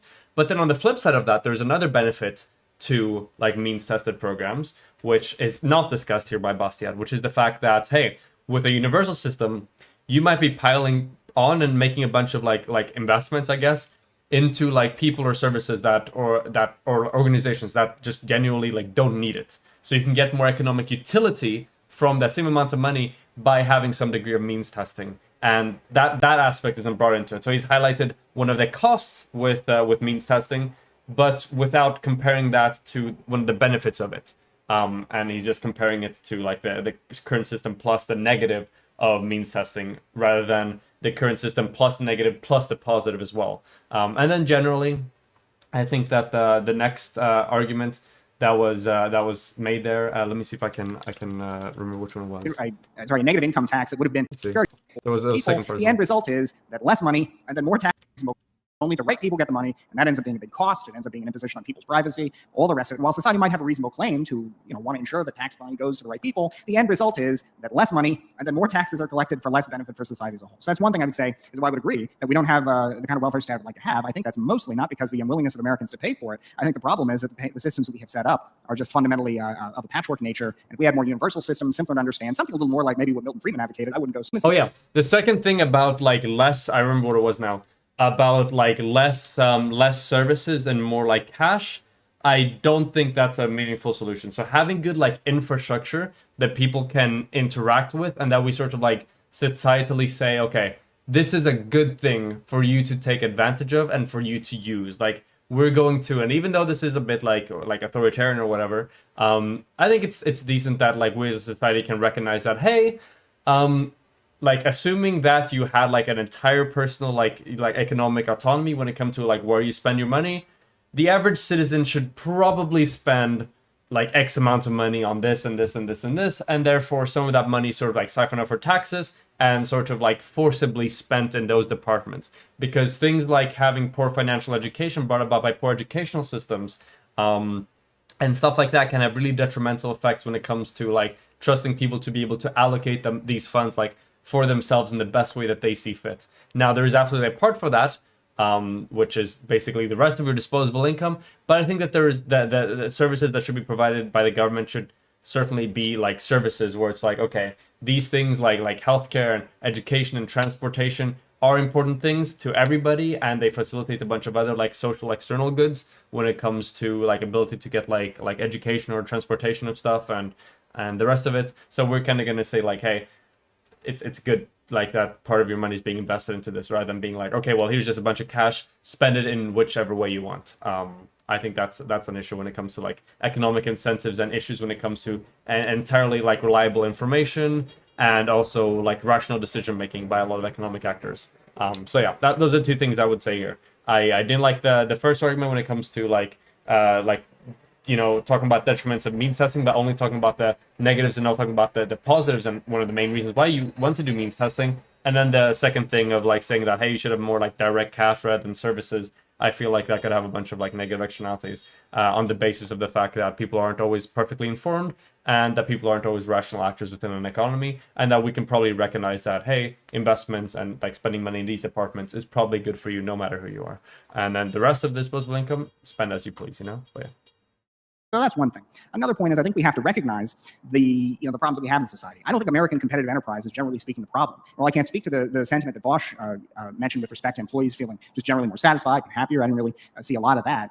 I can say that I think that's something I can totally understand. This I know is not true. Just generally, when it comes to employee satisfaction within worker co-ops, it just tends to be a lot higher than for traditional firms. So this is one of the things I can say that, hey, this is absolutely the case when it comes to worker cooperatives. But what I'm more, I think that the problem to me with a lot of socialist solutions is that they seem to be about how do we change the means of production, and then those benefits kind of wash across society as a whole. And I don't think the lessons of history really support that kind of analysis. I think the best way to go is to have a capitalist economy that is as efficient and powerful as possible, and then we tax that capitalist economy as necessary to pay for social programs for the purpose of ensuring that we've got a society that people feel like they've got a stake in, that they feel like they can depend upon, so that we avoid the kind of abject hopelessness that a lot of people, rightly or wrongly, may feel in our modern society. So that's one point that I'd make there. Beyond that, I certainly agree with incrementalism. I mean, that's kind of the whole... He's focusing on like one of the stronger arguments for some level of private ownership, which is the productive output of it, and the fact that that can be taxed, which I think is good to restate, because I thought that the initial like rebuttal to that wasn't like, I don't know, like strong enough. So I think that second part was fine. A liberal way. But I think it's important to recognize, too, the nature of the problems that we have in the United States. I don't think they're really focused so much on business. I think the biggest problems we have in the United States, again, are housing, healthcare, and education, and those are the result of bad policies, not really the failure of, say, the capitalist system, more like the failure of Americans to live up to their own capitalist principles, trying to protect their home values, for example, against their neighbors, with no real moral justifiable claim on doing so, in the process making it more expensive for everybody else in society to live, making it harder for young people to buy homes, all for the purpose of basically protecting the land values of existing people. And folks, if you've never been to a rezoning hearing, oh my God, that is the most racially repulsive experience I've ever had, in the sense of hearing people get up there and say, I don't want those people in my neighborhood in front of the people in their neighborhood. So that's another thing I'd say, is I'm oftentimes very skeptical of the idea that democracy is always the solution, and that more of it is always an unparalleled good. Democracy is an important thing with respect to government, because with government, hey, you don't have a choice, right? It's real damn hard, unfortunately, to leave not only your own town, your own state, but your own country in particular. And so we need democracy for a variety of reasons, but for one important reason, because it's just so hard to governments have a lot of power over you, and you're very much stuck with the government you got. When it comes to companies, it's a little easier to move around, and we should make it easier to move around with more of the kind of universal benefits that I mentioned earlier, instead of the problems right now where we tie people to their jobs with healthcare and with making housing very expensive. So there are a lot of things we need to do, but I don't think it's about the productive side of the economy. I think it's more about the distributive side and the regulatory side.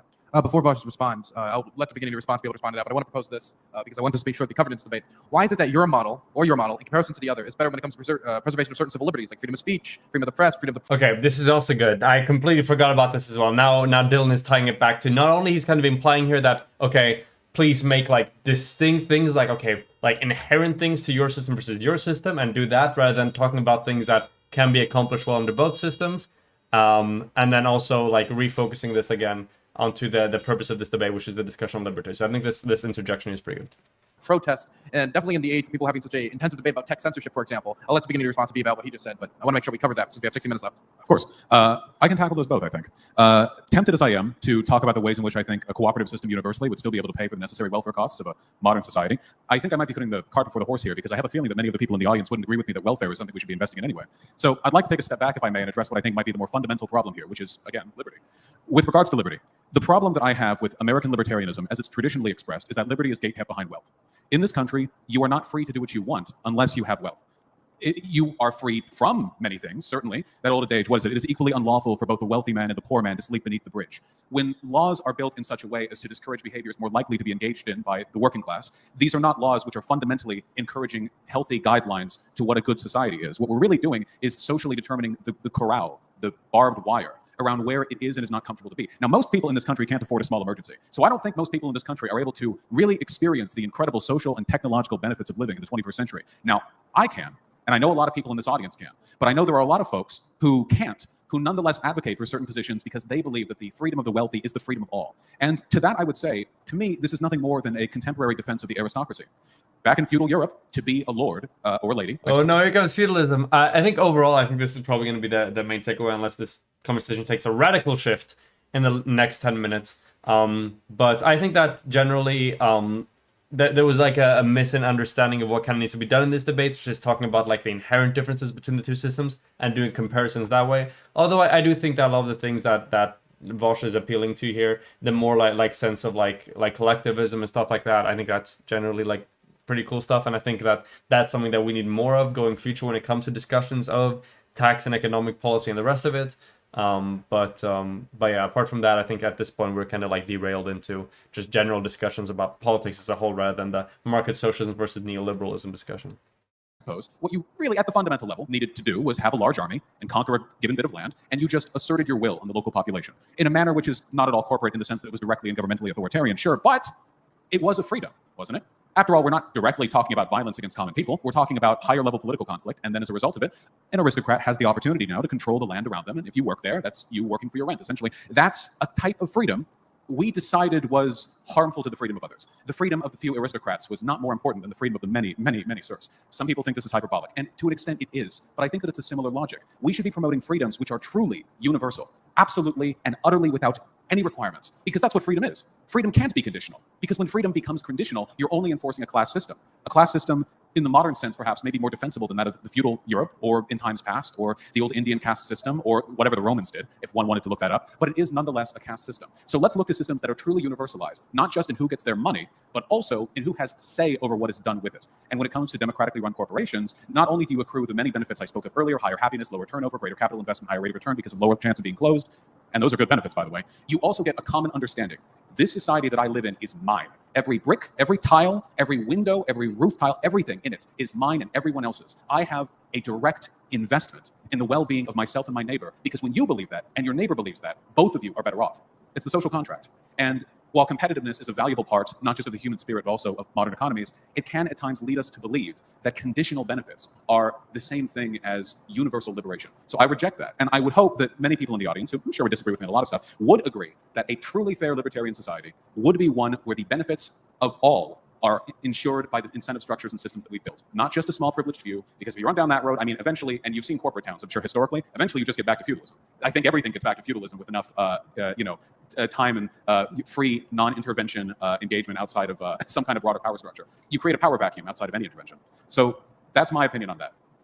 I think that's pretty good. I think that the sort of like moral argument for like the exactly like freedom is not personally an argument I'm like very fond of. I think that like, hey, like ceteris paribus, assuming that we could have like two like identical economies when it comes to like productive output and outcomes, and one of them is democratically run and one of them isn't, I would probably prefer the democratically run one. However, at the moment, my sort of like issue with like worker cooperatives, not worker cooperatives at all, but with worker cooperative mandates, is that assuming you have like an entirely democratized society, the outcomes in that system on the basis of a bunch of other things, such as maybe issues when it comes to like economic like productivity and development and capital accumulation, could end up having worse outcomes for the average person than the system we might have today.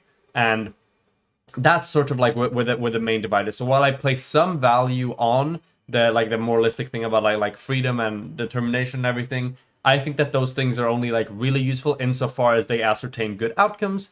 But assuming that that was literally the only differential thing, yeah, sure, why not have that like pile on top as well? But yeah.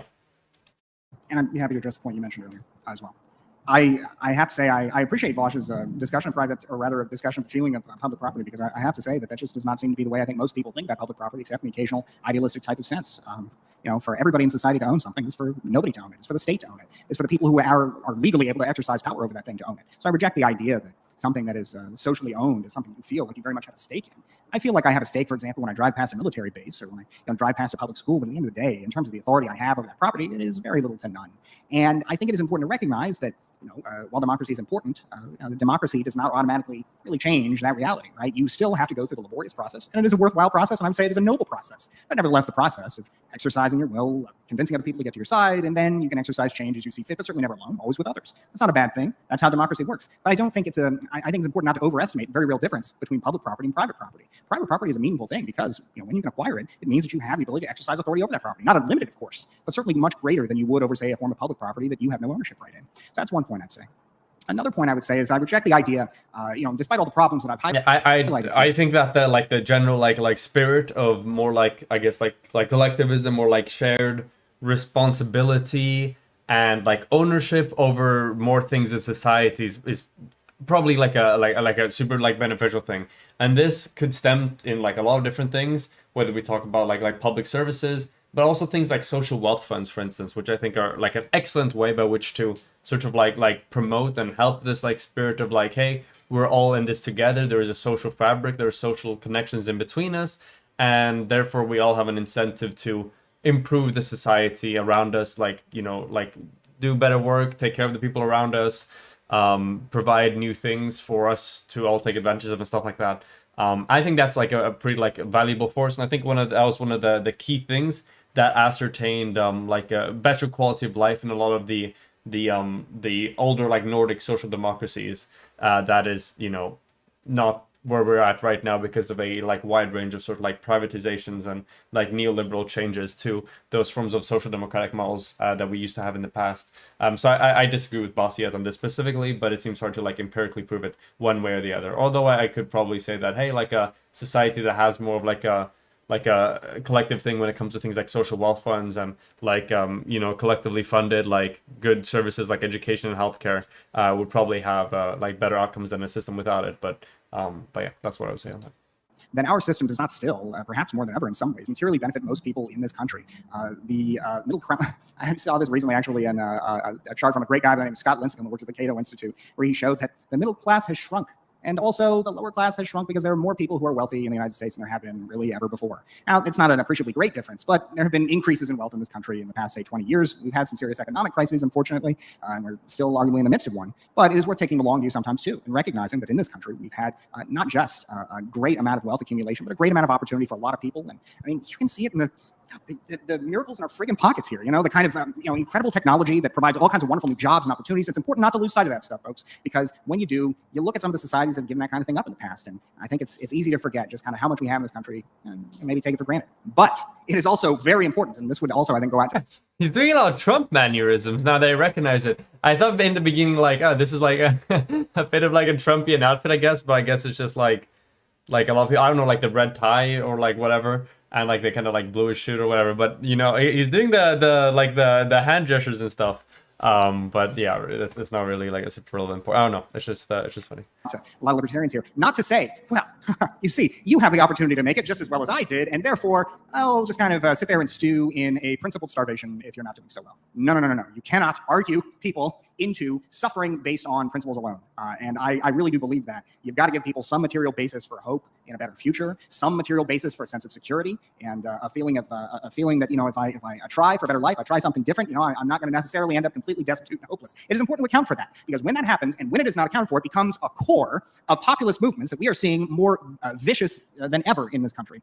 And those kinds of movements are based often on false narratives, but there is always a core of genuine suffering in those narratives. And I think it is important that we recognize that the state has an important role to play to relieve what Milton Friedman called, justly, acute distress and misery. The state's got to alleviate that so that the rest of the competitive order that delivers all these benefits I've been talking about at length here has the room to work, and people feel like they got a chance, got a stake in it, feel that the whole business of private property is something that they can be a part of too. Because if it's not, well, then you're in real trouble. You know, so I think in that sense, I believe that capitalism preserves, or rather, liberal capitalism, liberal democracy. All of these things preserve not just the individual freedom that I talk about by respecting private property, respecting individual rights, but because they promote effective welfare states that I've talked about, for example, in Europe. Those states add to people's positive liberties, and I would argue reinforce the security of some of those negative liberties. Because while we give something up when we pay our taxes, when we pay for the aircraft carriers that I hope, as we speak, are making plans to defend our allies in Taiwan, or who should be our allies at least, we nevertheless recognize that's an imposition on our freedom, right? But it's an important imposition to make in defense of a free world writ large. Yep. Okay. So we have 3 minutes left. So you're both gonna have 1 minute outros, and afterwards shout ourselves out. We'll wrap it up. Thank you both for being extremely. Yeah, I guess I will listen to their final thing, and then I'll give my final. Well, and I had to do nothing today, so I appreciate it. Happy to make you irrelevant. There's a concept in philosophy called the veil of ignorance, where you measure, you know, among other things, the worth of a society based on your average prospects if you were to enter as a member without knowing who you would become. It must be remembered that to the average American, while private property ownership is a delightful thing, to many of them, to most of them, this is not theirs, it's somebody else's. Their house, they rent. Their business, not theirs, that's controlled by somebody else. That lawn, that street, that city, owning things is great when you're the one who owns them. But to the common welfare, the vast majority of people, just by mathematical certainty, do not. All the world belonged to everyone before we divvied it up and set property lines in place. And that might be a dreamy hippie notion, but in a way, when free land is taken, 20 seconds. The government takes it and they divvy it up and give it off to corporate interests, something fundamentally there is lost, a common will, an inheritance. And I think that we can take it back. Whether you believe in revolution, reform, welfare or not, we should all here believe in freedom. And however we achieve that, we should be deliberate and universal in how we do so. Bastiat? I would thank you, Dylan, and thank you, Vaush. I really enjoyed this. I would only say one that I would reject the idea that Vaush posited of saying that most people do not. I mean, homeownership rates, for example, in the United States, I think show otherwise. Private property is something that's widespread and enjoyed on a wide basis in this country. One of the problems that we have, though, is that, for example, in place of a social welfare system, we have a system of easy access to credit, which is how a lot of Americans meet basic needs, but of course, which has some disadvantages, you might argue, I think very reasonably over greater access to some of the programs I described, healthcare, freedman-esque basic income, things like that. So I would say this. I believe that liberal capitalism, particularly the American variety, has done more to drive the progress and advancement of humankind in the last 250 years than any other world historic force in history yet devised, and perhaps, who knows what the future may bring, but I think it's very much worth defending and protecting. And I would hope that for those of you who agree with me on the basics of that, that you would also agree with me that it's important we recognize that there are other important elements that must be protected, a strong military that can help us and our democratic allies defend one another against rising authoritarians, the People's Republic of China in particular, and also a social welfare state that can help Americans feel like, hey, you know what, look, capitalism's great, but I also don't have to feel like I'm going to be flat on my back if I don't win out from it. It's important to remember that. So Thank you so much. All right. Yeah. At the end of the day, the beginning was easier to like judge and mediate because there was like a very clear line of argumentation that I could like follow through and like work on. But then at the end, like after a while, they completely got divorced from like the key discrepancies between the two systems and the unique advantages and disadvantages of each, and just had more like generalized discussions on ownerships and stuff like that, which is hard to make like empirical like arguments both like for and against, I guess. So it was a bit of a challenge to to review in that regard. Overall, for me personally, I think a lot of the things that that like Vaush was saying when it comes to the sort of like the collective like feeling of like ownership and participation in society is something that is probably positive and can guide and can be a driver behind a lot of really cool policies. So that appealed more to me. I think that probably like maybe Bastiat's rhetoric and the type of things he was appealing to, like private property, is probably going to fly better with like a libertarian audience or whatever. But at the end of the day, I think I would have liked it if they went more into like the actual purpose of the debate and working through that conflict rather than what kind of ended up happening, where they did that a bit in the beginning and then from there kind of went to like broader appeals to ideological tenets and try to like link that into like the audience rather than like work through the subject matter of the debate as a whole. But yeah, otherwise I thought this was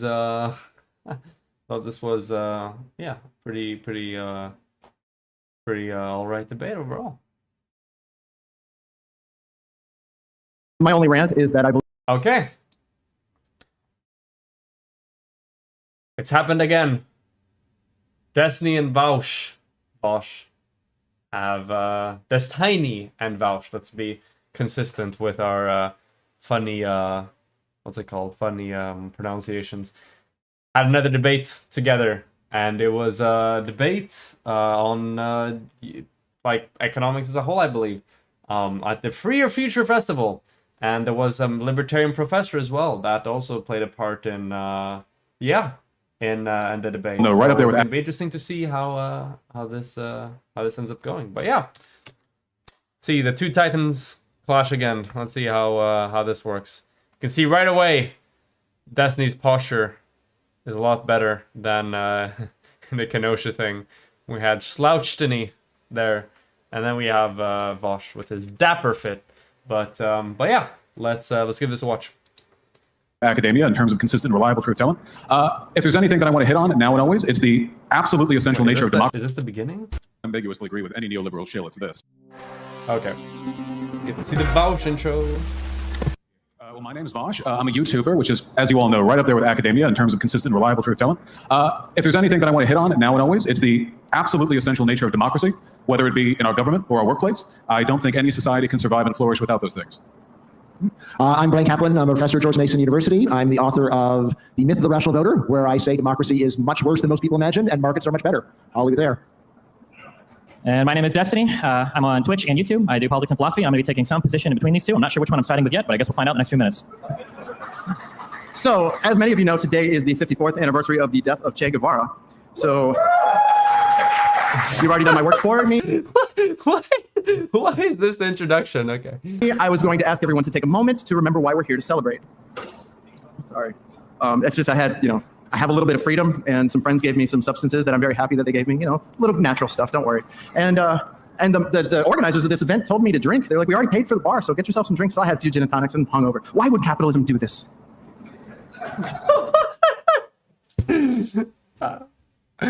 Okay. All right. Well, Anyway, I don't know what to say. on democracy. This discussion, I wasn't really prepared for everybody to say, I'm here to defend democracy. I'm here to defend. I wasn't ready for that. So on democracy, I'm a libertarian. I advocate for libertarian solutions. Wait, is he a debater or a moderator? To make us more free and prosperous. I'd like to know from you, let's just go in order, I guess, or whenever you want to jump in. What policies do you think we need to be advocating for right now in our current system that have chances of success, or that you're an advocate for, that you really think has a chance of success or becoming popular in society to the point of being successful to defend liberty? Well, I think a big one, first of all, is we need to make third parties viable. We need to get rid of first past the post voting, introduce some alternative, of which there are many. The founders of this country weren't even so sold on parties themselves, and now most Americans, the largest group of which are independents, more so than Democrats and Republicans, very often feel like they don't have a voice in the political system. I think we need to work on that. I think we need to work on better districting, because we know that gerrymandering has screwed to hell a good many of our districts, leading to disproportional electoral results between the general and the specific vote. And on an economic level, I think that we need to really, really work on making sure the wealthy, which I include myself, I think here, are paying a fair share. There are a lot of systems in this country that if break down will hurt everyone, including business owners. Trust me, nobody is going to benefit from infrastructure in this country going kaput. That is a universally bad thing. We need to find money to pay for that, whether we're taking it out of the military or drawing it further from our coffers. We need to find a way. Okay, I think this is a good opening statement. I agree with everything that was said there. Yeah, so normally I work on topics where I think it is quite politically hopeless, but someone needs to say it. So I have my book Open Borders. So I think that is a very important policy to totally deregulate immigration. I'm working on another book on housing deregulation. We got to totally deregulate that. I have my book, The Case Against Education, on defunding public education. Now, in terms of policies that I favor that I think have a prayer, here's my number one such policy. Pause. Just rip every COVID law off the books today. Deregulate and return to normalcy now. I don't know. Oh my! Oh, we went from good opening statement to whatever the fuck this is. Okay, let's Okay, okay. Let's try to form like arguments for this, I guess. When it comes to getting rid of like regulations, when it comes to housing and education, absolutely not. There are a wide range of negative, perverse incentives that exists in the provision of those services by private actors that don't exist to the same extent when it comes to the public actors being able to provide for them. This is in regards to education specifically. So, for instance, we've seen a lot of issues with our Swedish educational system because we've seen a greater advent of private interest and just general like private incentivization for an improvement of the education system, which has done quite the opposite in that regard when it comes to making quality of education greater for a larger amount of people. You see issues such as like selective admission of certain students, segregation by economic class, which tends to link into another wide range of other like demographic groupings as a result of like previous historical inequities when it comes to issues like that, which is just negative for a whole wide range of different reasons when it comes to like social cohesion and the rest of it. We see issues when it comes to like having the main driver behind an educational system be to make money out of it rather than provide a good education that can serve the interest of people and the nation as a whole, which is, the latter is the interest of a government providing this educational service, while the former is the interest of a private service providing these educational systems.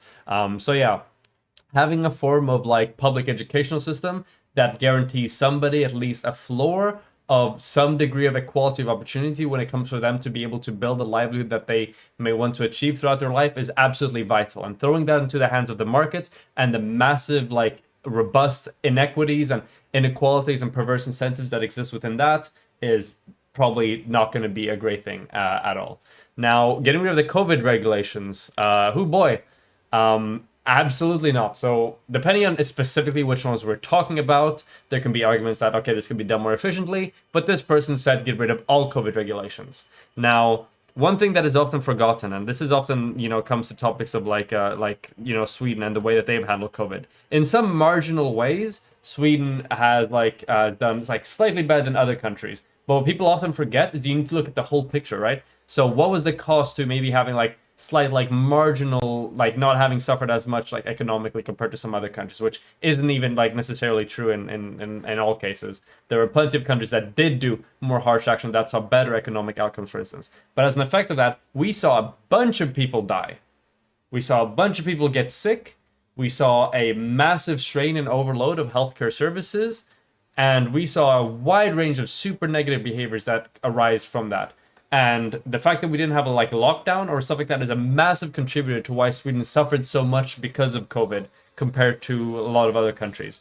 Now, there are other countries that did more than Sweden, but still had worse outcomes. And the reasoning for them, that is because, well, Sweden already had some of the best sort of baseline conditions to be able to manage a pandemic. So we aren't a very religious country, which means less religious congregations. A lot of people live alone. Generally, people in Sweden just stay apart because we're socially awkward like that, and a whole wide range of other reasons why we should have been able to handle the pandemic better than a lot of other countries. But despite this, we still did nowhere near as good as some of the other countries that took more direct and precise and pragmatic policy solutions and restrictions towards being able to fight against the COVID as a whole. And the effects of that have been tremendously detrimental for society as a whole. Here in Sweden, for instance, but I'm willing to bet for a lot of other places as well. But yeah, depending on exactly which regulations they're being discussed, you can make arguments towards getting rid of some of them. But when it comes to certain policies, when it comes to regulations of, for instance, like vaccines at certain workplaces or whatever, these are absolutely policies that serve in the interest of public health as a whole. So yeah. It has majority support, but it's not crazy to think that it does. And if it happened, then I think that it would, after the fact, be supported, because this is the kind of thing where people are just supporting whatever exists.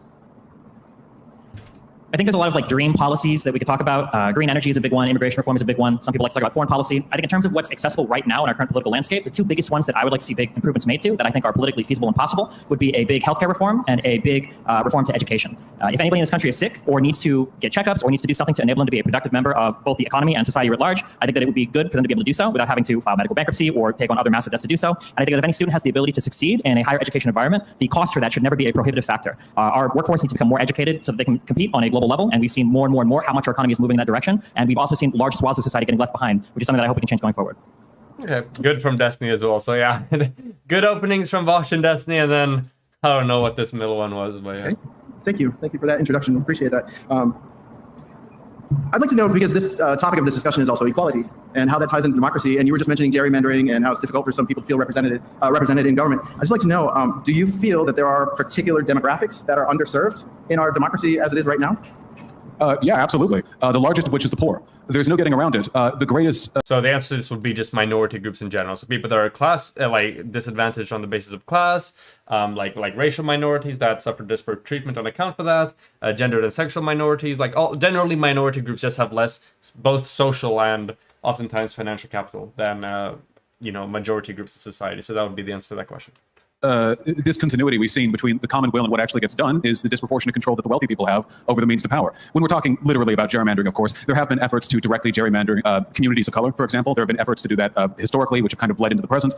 There are some districts which are very obviously an effort to get one more seat in. But as I understand it, gerrymandering is a universal issue. There is gerrymandering which negatively affects Republicans in California. Also, I should mention as well, when it comes to people that are a minority on the basis of being able-bodied and of being, people that have issues when it comes to neurodivergency and stuff like that are also obviously a minority group that tends to be underrepresented. So that's important to add as well.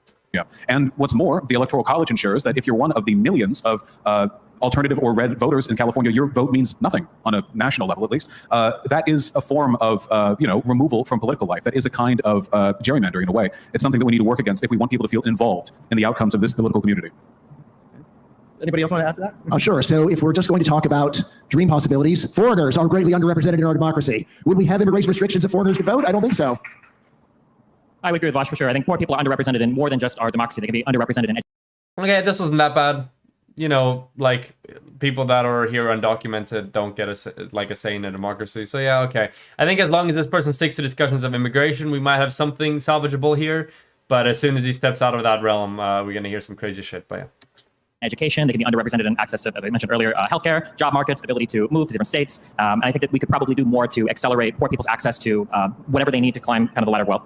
Okay, so I'm a participant, and I'm going to give my 2 cents on what I think is happening in adversely affecting particular demographics. When I look at the recent election in California, and a black man who went to Crenshaw High School is told that he's a black white supremacist, and then egged in public by a person wearing a gorilla suit, a white person wearing a gorilla suit. And there's absolutely no outrage about that. I have questions about who's directing the narrative in this country. I'm sure some of you have these questions in your head where it just doesn't seem right. So many things they can put out there and say, okay, this is going to start a riot. This is going to bring change. But when someone's actually trying to change things, they do things like that. They manipulate information. It makes democracy feel a little bit hopeless when the media is able to control absolutely everything. I love how these three people are like, here are massive ways in which our system systemically disadvantages large swaths of the population. And then the mod is just like, well, do you see that one example of somebody being a dick to a governor? Or like somebody running for governor or something? I think that's also a pretty big thing that's not being talked about. Like, bro. I'm wondering if you have any thoughts on that? Yeah, well, it'll come as no surprise to the audience that I wasn't the biggest fan of Larry Elder. He, as well as I imagine every political candidate given any mainstream attention, is going to be a fair recipient of disinformation. However, I think that the California voters' opposition to him was fairly earned. I think that many of his policies were bordering on ludicrous, and that he's unfit to serve as governor of that state. Not to say that its current leadership is impeccable, mind you. Only that when we look at disinformation and when we look at the unfair ways in which candidates are represented, we should feel outrage at that, but we should look past that as well and look at the fundamental things people are angry at. When it comes to Larry Elder, was he at times the victim of racism? I have no doubt. But I don't think the majority of the opposition he saw was a product of racial bias. I think it was his ideas. Okay, good clapping. Damn, all right. So I will say that left-wing media bias seems to be especially egregious recently, although let me just take this time to say that news has always been terrible. Right? News is there to go and try to inflame people's emotions and to get people upset about events that are logically very minor, but are nevertheless very easy to show and get people to see what's going on. So my main thing is, like, you should not watch news. News is terrible. Read books. There are some issues with how news works, so fuck all media or just read books. Oh no! How do you get? How does that work? Like, I was going to check the weather for today, but I just know that media just in general is so hyper biased that I think I'm just gonna wait for like a decade and wait for the next piece of meteorological literature on the state of the weather patterns within the 21st century. Okay, sure, there are issues with media and they should be reformed, but the solution to that isn't let's just read media that takes a whole lot longer to produce and is probably going to be less up to date and accurate than a lot of other media. Like, yeah, books are good, like, not to undermine books or anything, but they're not a replacement for like news media. I can't believe you're getting claps. And articles, academic articles, also good. I'm going to take an unpopular stance. I actually don't like the demonization of the media. I think the media shows us exactly what we want to see. I think that if I were to quiz the audience on what the latest Marvel movie was or what happens on whatever reality TV show, I think that like 95% of people would raise their hand. But if I were to ask you a question like, who is the mayor of your city? Or do you know more than one or two of your elected state officials? Almost nobody has these answers. I think that we very much want to jump up and blame like, the media shows us this, the media shows us that. There's a ton of information about there about all sorts of stuff. Nobody's going home to watch that. Nobody's turning on the TV to watch that. You can have, C-SPAN, you can have any type of TV show that's going to show you the most blasé, like, we're going to go line by line through the tax code and see if we can optimize the EITC to adequately affect poor. Nobody wants to watch it though. They want to watch a guy in a gorilla suit throwing something at somebody running for a governor. They want to see what was the last crazy thing Trump said. When was the last time Biden tripped over himself? Like, these are the things that sell. I think that we can hold the media responsible a little bit, only insofar as much as we're willing to accept responsibility ourselves for the type of content that it is that we want to watch. And I think that if you want to look at a perfect example of that, look at what gets popular on places like Facebook and YouTube and these other massive social media conglomerates. They have one agenda and one agenda only, and that's to make money. YouTube doesn't care if it's serving you left-wing or right-wing content. You might think that, but the reality is they just want to show you whatever's going to keep you watching the most amount of ads. And when you go to these platforms where you can see whatever you want to see, you're not getting the nuanced, granular takes of foreign policy or tax affairs or anything. You're just getting the most ridiculous culture wars, whatever type of content people can sell you to get you the most angry. Yep. I think this is really good, and I think that this could be perfectly tied in to a small segment on like having some value in public service here. I think that would be really good. But yeah, overall, I think that the Destiny's speech was good, and I think tying it into public service could be pretty good as well, because the key thing there would be that, like, hey, because there's enough attention to that, people that may be genuinely interested in finding that information have like more of a struggle finding it and finding good and comprehensive information on it, as opposed to finding good and comprehensive and frequent information of some things that are generally more popular. And that's where public service could step in to provide that important information, despite it not being most like economically profitable for the institution providing it, which is one of the key things that public service can do really well. So yeah, if that thing would have been added, that would have been fucking amazing. But overall, I think it was pretty good. Can I say something? Sure. Oh. You got a rebuttal? So I actually agree with most of that. I would say the media is not responding to me. I don't watch them because I don't like what they do. But yes, if you're unhappy with the media, then you should stop watching them. Right now, most people are unhappy purely for ideological reasons. I say there's a more fundamental problem with the media, which is that they are pandering to public irrationality, that they do actually try to appeal to the lowest common denominator. They appear to the profit motive. Like he's just repeating what Destiny said, but in a way that makes it sound like it's not just repeating what Destiny said. I don't know. And this is exactly what you should expect, but it's also a reason why we should not take the news seriously. When you realize what's really going on, the fact that people in the media care about something, it does not show that it is actually an important problem. The fact they're ignoring something does not show that what they're ignoring is unimportant. Right? So, like, just to step back and realize that while this is mostly driven by supply and demand, that is not actually, but nevertheless, once you realize what's going on, it does undermine the legitimacy of the media intellectually or epistemologically, even though, yes, it is primarily business. Yeah. It seemed like, at least maybe I'm imagining stuff, but it seemed like he stumbled into the wait, it's just supply and demand, and then he starts speaking really fast and trying to like deflect from that real quick because he's like a libertarian or whatever. But yeah, he's setting himself up perfectly for being like, okay, perfect. Like you're describing like a lot of issues that may exist within the profit motive when it comes to entertainment and stuff like that, and the reason why that demand might be there will become maybe because of like other failures, and for instance like the educational system or whatever. Perfect. So wouldn't you say that maybe like a public service type thing that could feel that sort of like a need for media that we can recognize has utility, but isn't necessarily like super profitable would probably be a good thing. And then we would see how that would go. That'd be pretty interesting, but yeah. At the same time, it is true that even the most profit-driven business can still sometimes have an agenda where the people in charge say, well, we're not going to be purely based on profit. We're going to do some other things. I think probably a lot of the ideological bias in the media is there. And you can see this in the rise of Fox News and other right-wing media. Regular media didn't adequately serve people that didn't have left-wing views. And then this created profit opportunities for other places to go and tell those people. I think they made right-wing news here. A bunch of wrong things that they believe, which is really what media does, is to find audiences and tell them things that are at best greatly oversimplified or probably just wrong. He just rephrased Destiny's thing, but with some things that were wrong. He just rephrased the whole profit motive thing. I don't know. Yeah. And I'd like to jump on that, both of you, actually, if I may, because I think what you're describing is a perfect example of the need for being the constant radical.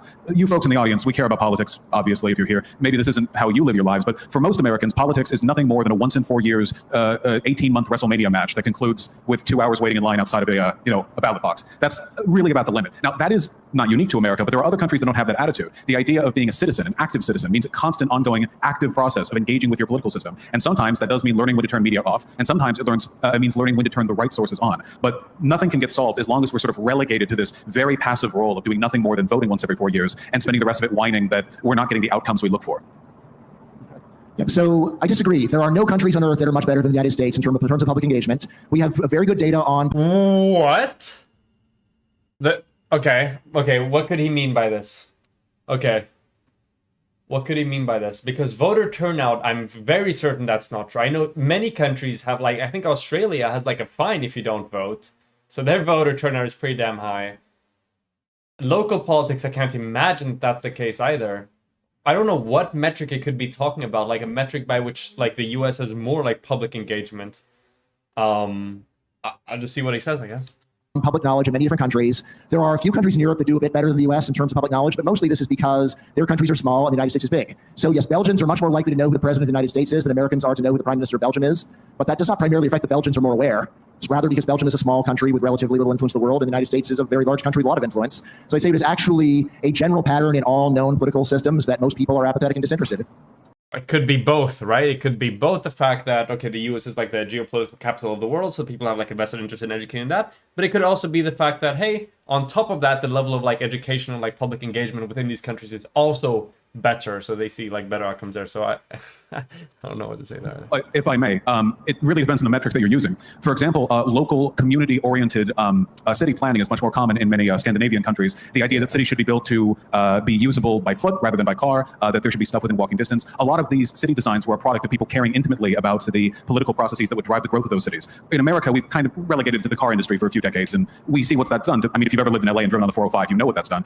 There are consequences to apathy in those respects. While it's certainly not a universal characteristic, I think being involved, at the very least on a local level, it's much, much, much healthier than this constant, abstract federal deference, you know? How much does the federal government directly interfere with your lives? I imagine that if you take the city, county, state together, there might be a great deal more interference there, but people don't follow that stuff. They just follow the big WrestleMania match. I disagree that it's an every 4 years thing at this point, because they whipped us into such a tribal frenzy at this point that I feel like it's still every single day. People are looking for their side of the political news. So I think it's a lot more systemic, and it's a problem that we're dealing with every single day now, instead of just the idiocracy of every presidential election. So I'm kind of concerned about that, because you have on the left side, they'll tell you a $3.5 trillion spending bill will cost $0. And then the very next week, they'll say, we're in debt, we need to print or stamp $1 trillion coin. And on the right, these people believe that Donald Trump is still sitting in the Oval Office and that Joe Biden is in some studio. So, I mean, it's extremely dangerous. I'm wondering what your thoughts are on the danger of consuming absolutely fake news, or just the way they just direct the conversation for their followers, and their followers just blindly go along with it. Okay, it seems like he's talking about like the issues of like political polarization and like media polarization as well, which is fine. But I don't know, he just does it in a really weird way. I think the problem is when it comes to our information economy in the United States, it is truly the most capitalistic in its rawest, purest nature. Of the most popular content will sift to the top generally, and unfortunately, as I said earlier, what that tends to be is the most sensationalist reading of any situation possible. Again, nobody wants to hear about a nuanced or granular take on any particular policy. They want to hear how many children died in Afghanistan under Biden, or they want to hear how many drone strikes there were under Trump, or they want to hear their particular pet issue and how upset they can be about their thing. But I don't think at the end of the day anybody is actually trying to go online and engage in meaningful political discourse to actually further the political power that they should be seeking if they actually cared about these levels on a political level and not on like a political hobbyist level. I mean, we can go back to multiple protests. You can look at, unfortunately, BLM, whose causes I'm highly sympathetic to. How many people that were part of this movement are looking to the federal government for guidance on an issue where the federal government has very little, if any, input, because a lot of this is going to be determined at the city level. Your police chief, your mayor, these are the people that are going to be making the calls on your levels for policing, but everybody wants to have a national conversation. Nobody wants to get involved at the local level. And I think that when you have social media companies that are getting paid money to serve you content that serves into this kind of rabid frenzy of caring about these very hot button culture war issues, at the end of the day, there's just not really much space for somebody to come and give a well thought out take that shows you both sides of things and then shows you how you can push your issue a little bit farther. It's just going to be whoever's screaming loudest in the most entertaining fashion. Yeah, so once again, just like another reiteration about the effects like an entirely profit motive run informational and media environment could lead to.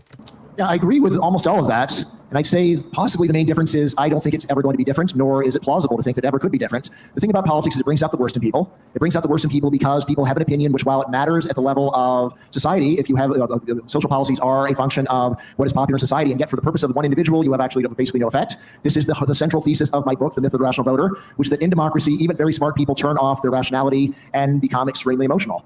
The way that I really like to explain the contrast is just listening to someone talk about politics, making a bunch of hyperbolic claims, and then you say, very good, let us bet. Let us bet. Let us put $100 on this. Let us have an unambiguous statement, which can be determined later to be true or false, and see what happens. And I have done this a lot. So betting is one of my big hobbies. I'm currently at 22 wins. I have 22 bets resolved. Right? Many people accuse me of deliberately finding the most what's the right word? Deliberately finding suckers in order to bet them. But I do just have a standing offer. I'll bet almost anyone on almost anything. It is very hard to get anyone to bet because while people like to express their opinions, they don't like the idea that they could actually be decisively proved right or wrong. Destiny's made this exact point before when it comes to like betting and putting money on stuff. They don't want to actually lose money, and they also don't want to be humiliated for having publicly said something incorrect. Although I'm always quick to say, look down upon those who refuse to vote. Don't look down on people who bet and lose. They did the right thing. Look down upon those who say, I'm not going to bet. This is above the question, above the kind of question that one could bet on. Those are the people who really are responsible for opinions, and of course, it's the vast majority of people. Yeah, I bet a Republican that Biden would win in November, and I'm still waiting on them to bring it back. No, I agree though. I think you need to maybe not literally put your money where your mouth is, but figuratively at least. People say the most spurious stuff with no accountability, and this goes all the way up to media. And I agree. Infotainment is great at getting people to listen to you, but it will always prioritize sensationalism. And to that extent, there are really only two solutions: you make better media, or you make better people. If you want to talk about better people, we need to talk about media literacy in classes. Now, for me at least, I think this would be a fairly worthwhile endeavor. With poor media literacy, you're really on your own ideologically once you're out there. I'm not talking about state indoctrination, just basic understanding of graphs and statistics. 100%. Things like critical thinking, like just like generally, like checking sources, basic fact checking, media literacy is like, I cannot imagine a successful education platform or like policy or curriculum in the 21st century that doesn't place a massive focus on those elements, because that's absolutely vital for the future and the way that we're going to handle everything going on in the future. I feel like we already do that. No, we absolutely do not. Like 0%. I think that that like even like within like Sweden and like an IB program, which is like what I took, we had some focus on it, but still like nowhere near enough when it comes to these things. So while I don't think that's gonna like solve the problem like 100% on its own, I feel like having some level of education on this and like just adapting 21st century and the type of media you will be engaging in, instead of being told to go to the library and like look at books for like your new project, is going to be like absolutely like vital. an ability to fact check stuff like that. Most Americans can't do that stuff, you know? It's not because they're dumb. It's because that's not a lesson anyone ever taught. I think that would go a long way, at the very least, in the long term towards addressing some of this. When it comes to making better media, though, I admit, it seems like with the laws that we have concerning free speech and the way our media acts, sensationalism will always rise to the top. Now, you see differences in how much sensationalism is preferred in different media groups. So obviously, there are ways of differentiating between different populations. But in terms of fixing the whole problem across the board, I feel like you might have to go a little bit more radical than just addressing media. You might have to address the underlying incentives that guide media. We've seen some experience with this. The BBC, for example, which I don't like, is state-funded, not state-run, state-funded, so they don't need to worry about getting more advertiser dollars, at least not in the way our local media corporations do. They still have their problems. This is one of the biggest challenges we need to go into the future facing. So any perspectives from any side of the aisle are much appreciated. Wait, does anyone know why Vaush doesn't like the BBC? We can have someone like in chat just answer that if they know. But I would actually chime in real quick. Sorry to sound like such a downer, but I actually don't think media literacy is the problem at all. I think plenty of people can be totally media literate. I think the problem is it's a level of interest. And so if you don't know my background, I argue with a lot of people on the internet. We scream at each other. Very rarely we'll have a good conversation. And over and over and over again, I've run into people who care or seem to care a lot about these particular issues. And when I push them for even 2 seconds on it, I find out that they haven't read past the headline of an article, or they haven't read past, the 180 characters of a tweet. It's not really that hard to read an article. Something that I find is if you're willing to read a full article, it can even be a Fox News article, it can be a CNN article. If you just read the 5 minutes that it takes to do it, you're already more informed than 99% of people online having that conversation. And I think that it's important to recognize where the problems come from, because if you don't know where the problems come from, you'll never fix it. You can teach media literacy until it's blue in the face. I'll teach you all media literacy right now. If you want to be more, I just did. I gave you lesson 1 is just read the whole article. That's it. Lesson 2, Google stuff. Read the Wikipedia. People make fun of people for reading Wikipedia. They never actually read it. It's that easy to be more informed than the vast majority of people on any given topic. But I think people are just more interested in treating it as like a sports game or sports team or a hobby thing. You get online, you just scream at people. And when the problem is that, no amount of media literacy is ever going to fix that problem. I mean, this is part of it to some extent, right? There's definitely it's not gonna, like I said before, media literacy is gonna solve the problem on its own, but just knowing how to read stuff and knowing where to find the sources is definitely gonna at least it's probably not going to end political polarization or people seeking information they want, but it could at least to some extent elevate the level of the discourse that's going on. So for example, the example that Destiny talked about when it came to reading the article and stuff like that, I mean, this is exactly the type of thing you would accomplish through media literacy programs, right? Like learning about the issues with, just reading the headline and running away with that is probably one of the core tenets of any good media literacy program. So I don't know why Destiny would open by saying that I don't think media literacy is going to help at all, and then gives an example of where media literacy education would go a lot in alleviating the thing he talked about when it comes to people only reading the headlines of the article or whatever. So that's what I would say. But I mean, the broader problem is probably still going to be the way that people flock towards their own interest groups. But I don't think that that's a rebuttal against the need for better media literacy education by any means. So yeah, media literacy doesn't help if people are too lazy to read. Well, you could do both things, right? So being educated on knowing how to read media sources does make it easier for people to want to read and want to do more about media. Because if you're doing something okay, I don't really know what I'm doing here, I'm just gonna Google this, okay, here's a few headlines that says do that. But if you feel hey, I feel comfortable in this, I've done this so many times before, I've read about so much on this topic and stuff like that, and just know how to do research and stuff like that, I feel comfortable, I'm going to Google that. Okay, I know what's going on. Okay, this type of source, this type of source. You would probably be more incentivized to do a bit of reading here and there and stuff like that. But yeah, I don't think it's like media literacy and that type of education, critical thinking skills or fact checking and stuff like that's going to solve everything on its own. But I think it's definitely going to elevate the level of public discourse to some extent. But yeah. Oh, go ahead. Yeah. I've never actually defended public education in public, as far as I can recall, but I think public schools teach how to read graphs. It's happened to me a bunch of times. I think it's a normal experience. It's much more what Destiny is saying, that people are disinterested, they don't try.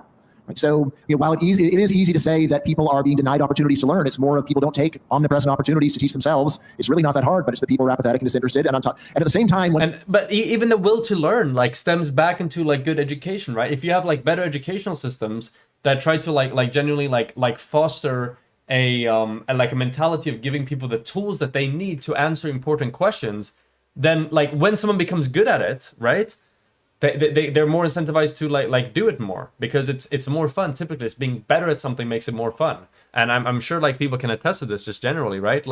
If you're doing something and you're not good at it, you're probably not gonna have as fun as if compared to, you know, someone else who is good at that thing.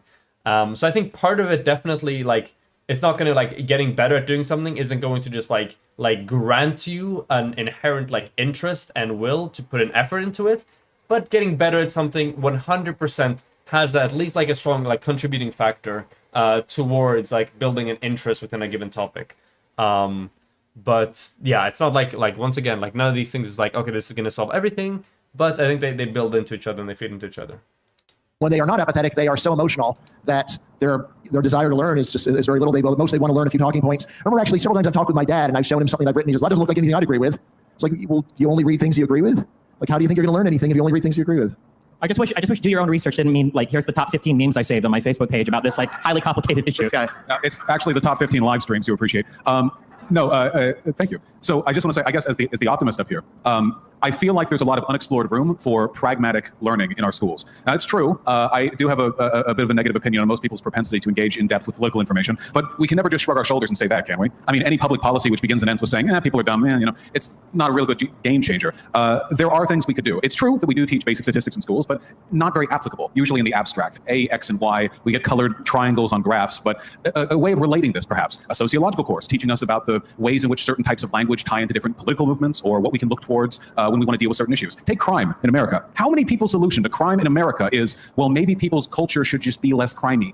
Like, there are public officials that say this. It's your job to write policy, and that's what they come up with. Well, thank you. You're paid very well for that. And the pundits who spill it, I mean, they're paid even better. No, we have to, even if it's a desperate hope, try to find ways to better acclimate the citizen to making good political decisions. It makes them freer, too, because being trapped by your own ignorance is the worst kind of enslavement. So I want to talk about internet censorship for a second, because Destiny, you mentioned that For fuck's sake, like, people are having like decent discussions here about like, you know, policy, education, media, and stuff like that, and then we're just jumping onto the talking points, the racially like racist, racially charged, whatever you want to say, like Larry Elder thing that happened. Now we're talking about like media censorship or whatever. Like, come on, man. just consume online the things that they're sympathetic with or the things that they want to find online. And I don't necessarily say that that's true, because there is what some of us refer to as the blue checkmark army, where they're the ones who are allowed to give an opinion, and algorithms will do absolutely nothing for you if you're trying to break through with a differing opinion from what most of the blue checkmarks say. So I run a page called Liberty Memes, and yeah, you mentioned, oh, well, let me show you the memes on my phone. No. I find that that's a way to get people in to become active in something by seeing something they believe in. Hold on. Is this on Twitter? All right, does somebody have it? Liberty Memes. Is it like a Twitter page? Liberty Memes. Is it Twitter? Let's see. Liberty Memes for the Libertarian Soul. Okay. Wait, can somebody try to find it? Hold on. Liberty Memes. I need to find this. This. The Wandering Meme. Is it this? Liberty or me? Liberty Me. Is it this one? 1,000 followers. I don't know which one it is. This doesn't look like. I don't know if it's this one. No, this is 2014. It could still be.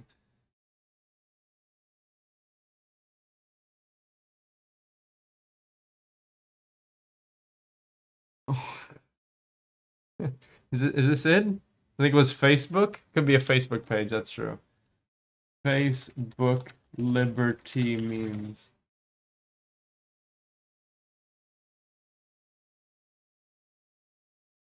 Liberty Memes, home Facebook.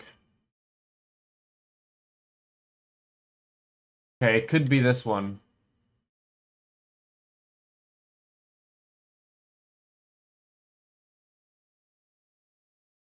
Go. Nietne. I don't know if it's this. These impact font memes. I don't know. Okay, well, if someone finds it, let me know. Alright, well. Is it this one? Liberty Meme? This is very important. This is crucial to the discussions.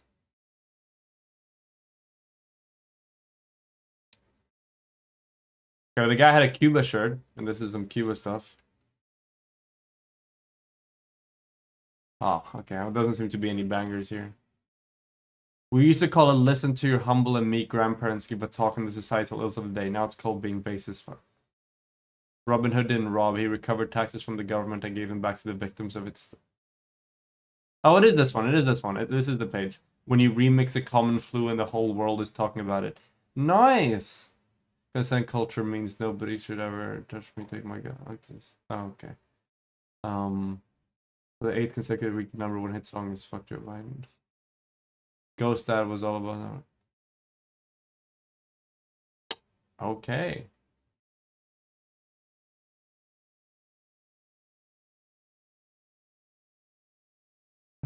I don't even, this is unintelligible. I don't even know what's going on this Facebook page. Alright, whatever. It's not Liberty Hangout. I wish it was Liberty Hangout. Here's a banger. Okay. Damn. Wow. What a banger meme they have going on there. Okay, well. Damn. Alright, let's keep watching. Censorship, I guess. Okay, that's what we're talking about. Get through. So I don't think that everybody has the ability to bust through the algorithm like people who are speaking topics that are on the index card of allowable thought. I mean, I'm curious, do you not see the irony in being a libertarian that advocates for everybody to have complete autonomy and freedom, but somehow they're all enslaved to social media feeds with cat videos and dog videos, right? That's the problem. It means that if people wanted to find content out there that, didn't serve any of the main two political parties or any of the more mainstream political conversation, it's out there. You can find more on the internet today, I'm 32, than you ever could. When I was a kid and your sister was arguing with you or something, you had to break out the Encyclopedia Britannica to answer any of the questions. You can find the information to any question in the world today on the internet, but people don't want it. I don't think we're slaves to it, because if we really wanted to, we could just shut off our phones and not be engaged in it ever again. We could. How many people in this room right now have an iPhone that tells them, hey, usage up 2%. You used your phone 4 hours a day for the past week, right? I'm sure there's more than a few of you that have had that. Well, I might use it a little bit. Yeah, four, just four. Yeah, with regards to this, I mean, this is fundamentally a problem of free market economics. I don't even know what I don't know. Social media is run as a ground down to the nose attention economy in which only the most ruthlessly efficient deliverers of information and entertainment can survive. The only alternatives to this, again, functionally, are either better consumers, a difficult prospect, or some kind of regulation, whether that be governmental through terms of service agreements or something else. But this is ultimately one of the big problems that very left-leaning people have with this type of economic driver, which is that there are externalities. We have maximized the thing we're prioritizing, which is watch time, but we've left other things to the side. Reliability, trustworthiness, or if nothing else, the ability to properly diversify the content you consume. I've heard convincing arguments that one thing we might want to do, even though it would be hell for advertisers, is get rid of social media feed algorithms just forcing you down a given path if you've decided you like a given set of things.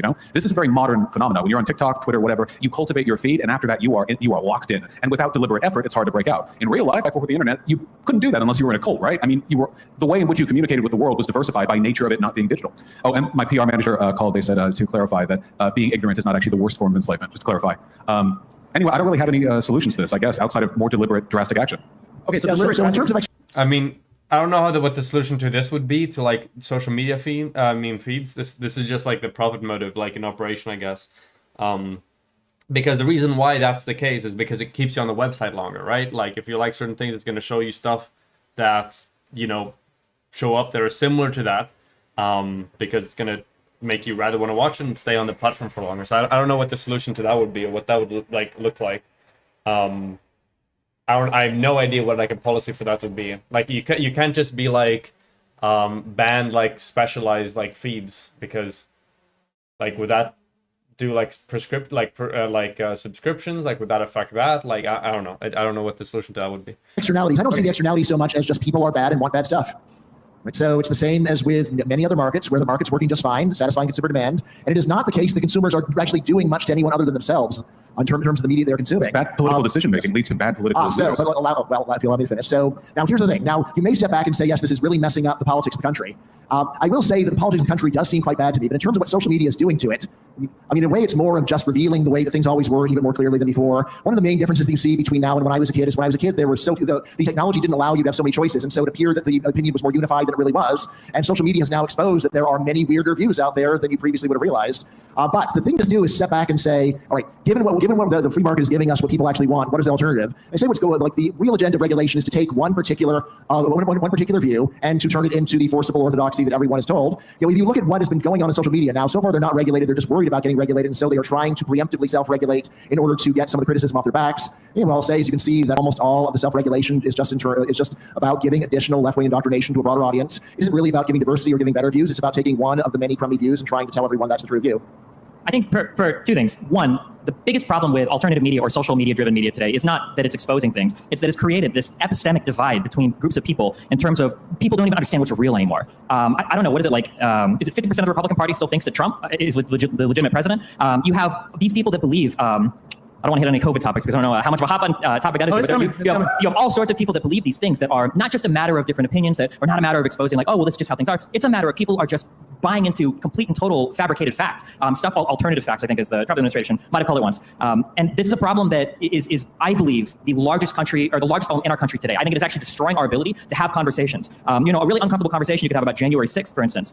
It sucks what happened, but if you're in the heads of all of those people that showed up for that protest turned riot, and you truly did believe that your country's election was being stolen from you, you truly believe that there was a grand conspiracy in the Democratic Party to disenfranchise the majority vote in this country to appoint Biden as president, I mean, I'm a little bit empathetic to why they would go in, but this is the problem. When you live in these different information worlds, you can justify all sorts of horrible behaviors because your particular collection of facts might be an adequate justification for it. Well, since you touched on January 6th, first of all, I think maybe like a solution to that, specifically the epistemic divide problem, would be by having like stricter standards for fact checking and stuff on platforms. I think that would probably be like a pretty decent idea. And to those like answering, like the easy response, well, who decides whether something is like false or not? Like run it like you would like a legal system, right? Like, imagine like if people were like, oh, you know what? We should have some form of central body that mediates the like disputes between people in society, and so that we can sentence people for like punishments when they do stuff that we don't want to. And then somebody says like, well, how do you ever find out the truth of like a situation? Like if somebody kills somebody else, like how do you really know that that person killed them? Like who's going to like check and ensure that you have the right facts on the matter? Like wouldn't that person hold a disproportionate amount of power? And the solution says like, yeah, but we have to do the best we can, and we have the judicial process, we have the legal process, we have the jury of your peers thing going on, criminal justice as a whole, right? And like just because there is the fact that hey, there might be like outcomes that aren't desirable when it comes to the fact that, for example, like in sentencing, sometimes the criminal justice system fucks up, and a time later reveals that the verdict wasn't like accurate or wasn't true or whatever, someone was falsely convicted or whatever, or falsely freed.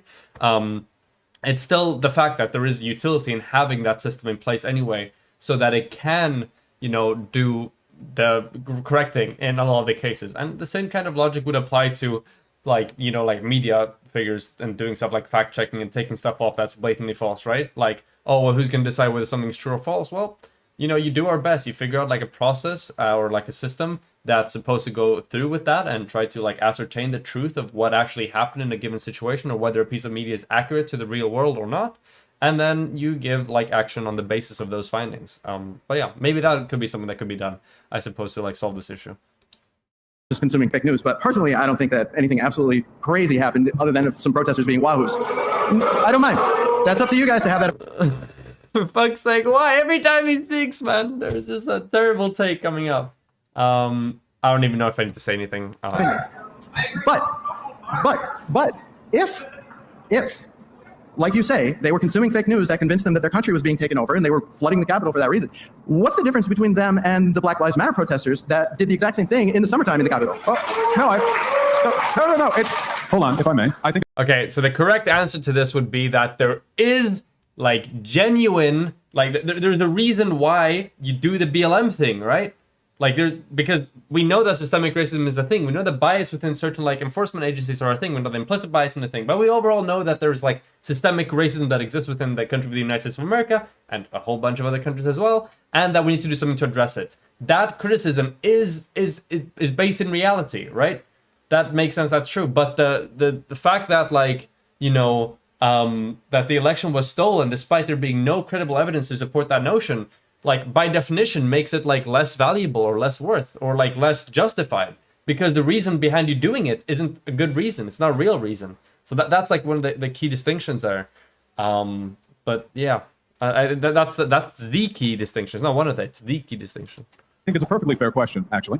If you look at any major social movement, you will see disinformation. That was the case with BLM. That was the case with the civil rights movement, the suffragette movement, the abolitionist movement, the American Revolution, and everything prior to it. Misinformation is just a part and parcel of life. You try to minimize it, but at the end of the day, it is something that will be produced and sometimes focused on. You have to take a look at the underlying social motivations and the processes that led to that. So with regards to the January 6th stuff, again, you can, as you said, normalize very terrible stuff with the wrong descriptive understanding of the world. You can take just about every heinous totalitarian ideology that's ever festered on this planet, whether you want to go Nazism or Stalinism, Pol Pot, wherever you want to go, if you fed a person the right set of facts about the world, big air quotes, by the way, you could approximate those ideologies in them. Not perfectly, maybe, but you could get them about 95% of the way there. And since people's ideologies tend to be molded by the world they believe they live in, I think they'd go the rest of the way themselves. It's critical that we do everything we can to maximize the extent to which people are being given good info, or at the very least, that the misinfo they're being given is innocuous. With BLM, we had a largely peaceful social protest, the largest in American history. There were problems with it.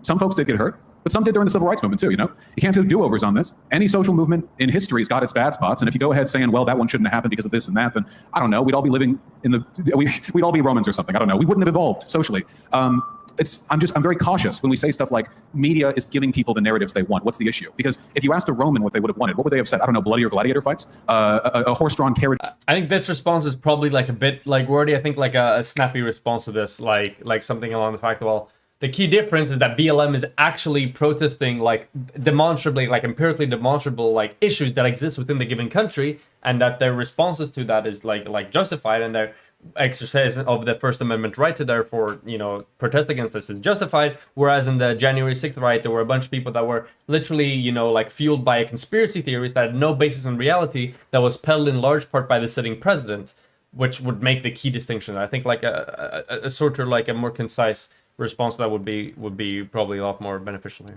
Carriage master back in the 1800s. They would have wanted better horses, healthier horses, I'd like to actually get to Professor Kaplan in a second. Oh, sure, Michael. Okay, anything else? Okay, go ahead. Yeah. Whenever I hear these discussions, I'm always thinking, so what do you imagine regulations are going to do? Right? You can say, well, regulations are going to get rid Or maybe they're doing the Giga Chat thing. They're just fucking ignoring the question he asked and just do their own thing. Because it seems like he's not going to answer the question either, which fair enough. the misinformation. Misinformation according to who? According, as far as I can tell, to the left-wing side. So what we're going to see is... Man, here the exact argument I said before, like, according to who sets the misinformation, like, we need to recognize that we socially have to set up a system to be able to judge this, despite the fact that there are potentials for that system to be wrong in some cases. But yeah. That side will get to say that their view, which combines some true things with a lot of disinformation, is the official view. And in terms of what good you even think it would accomplish, what do you think that all people who are not left-wing are going to think when they see that social media is full of content warnings against any view that is that is not liked by left-wing people? It just undermines the credibility of it, and I don't think it does. Unclear that it does anything, or maybe actually makes the conspiratorial thinking even worse to see even the social media companies are part of this. One thing that I've noticed in the last year or two is how... Yeah, I mean, the key difference here is that, hey, maybe, have you ever considered the fact that maybe left-wing progressive views may be more based in reality than what a lot of right-wing views may be? Maybe it could be that.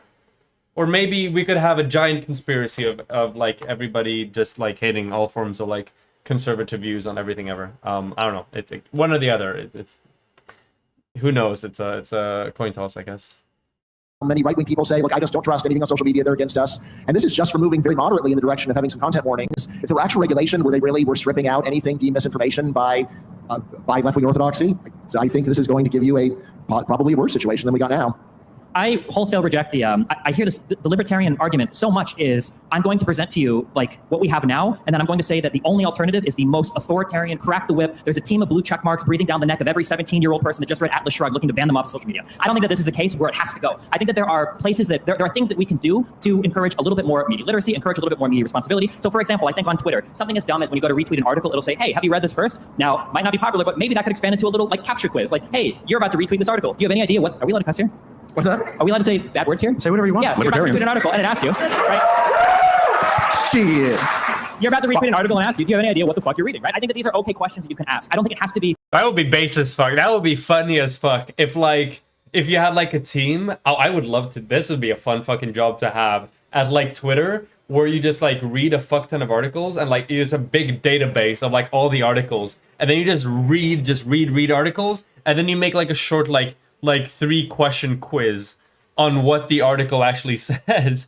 And then whenever that article is retweeted within the system, like it automatically sends that quiz that was created by somebody who'd read the article. And then if you fail that, they fucking like ban your account or some shit. That'd be funny. That would be some good ass shit. I like this. I like this suggestion. all one side or all the other. Because I will say that right now, as somebody that has lived and breathed this media environment more than most other people on the planet, and then Vaush will be included in this as well, in terms of people that have like lived in these media environments, the track that we're on right now is a disaster. Something has to change. We have to move off of where we are because the polarization in this country is just out of control. Whether we look at the voting rates between urban dwellers and people that live in rural communities, whether we look at the stagnation of the Senate and our inability to do anything across party lines, whether we look at how we poll on racial issues or how we poll on religious issues or how we poll on things like abortion, we've got Texas passing our draconian bounty hunter laws to get people in trouble for driving somebody to a Planned Parenthood clinic. This is not working. Whatever is happening right now is not working, and I refuse to let people hijack the conversation and say, well, you know, there might be problems with your alternative suggestion. Well, I mean, yeah, there might be, but what we're at right now is a sinking ship. You have to try something.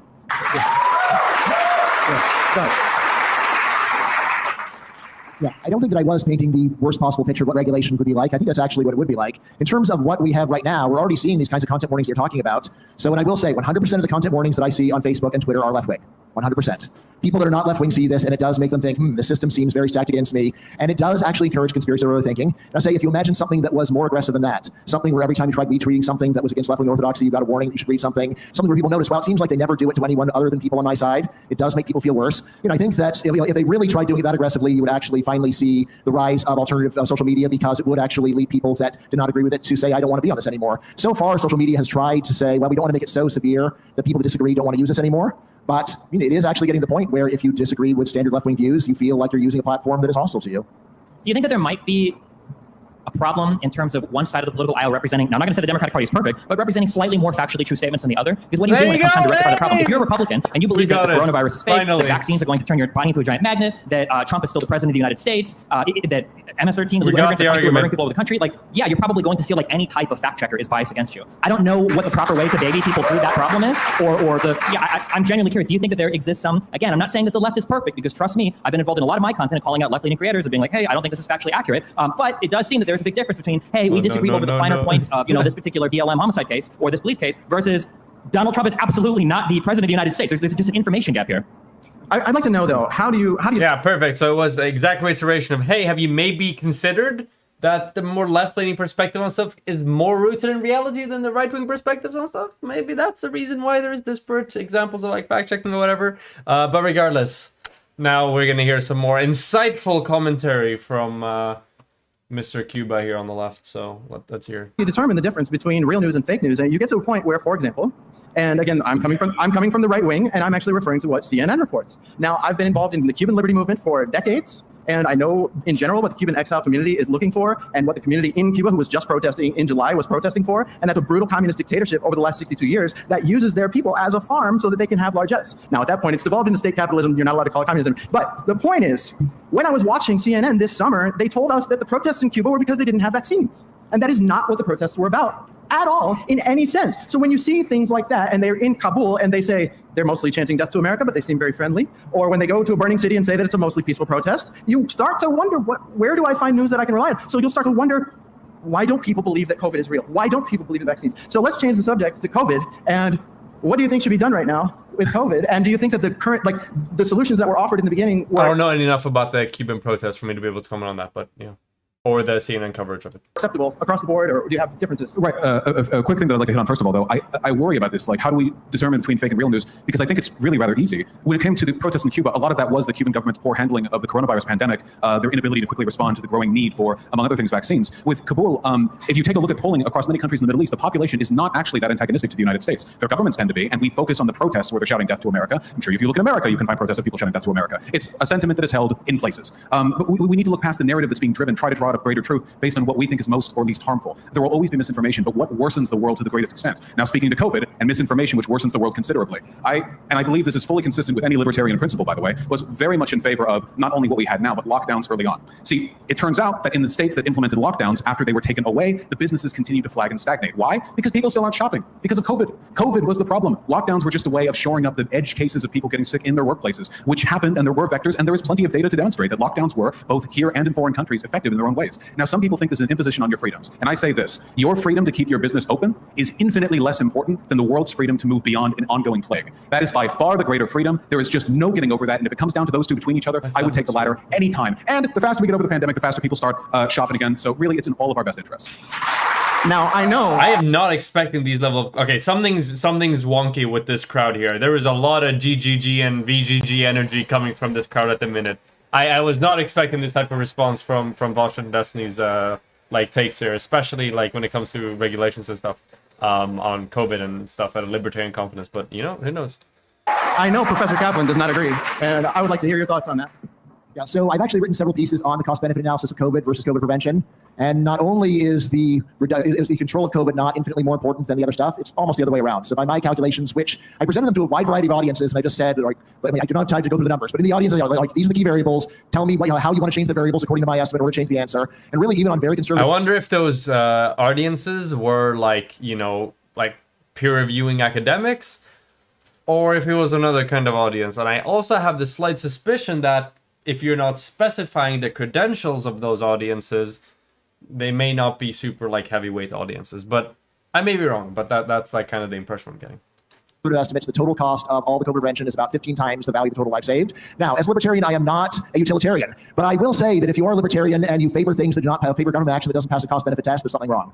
At minimum, libertarians should oppose government action that fails a cost-benefit test. So again, like just to give you an idea of the key story. So I mean, at this point, if he's conceded that like he prefers a society that is freer to one with better outcomes, at that point you're just like at that point, like in discussions when you have people that make just like such a divide where they value like principle more than like good or like utilitarian outcomes, at that point, if you're in a debate, just drop discussing with them and just talk to the audience. Be like, hey, do you want to have a system or like a political advocate or like policies that strive towards the best outcome, or ones that elevate like one arbitrary sort of like principle, you know, like at the expense of sometimes like good outcomes? And you have to kind of like run down that line of argumentation, because at that point, like the debate is conceded. Unless you like also share that view, then there's really like nothing left to debate at that moment, I guess.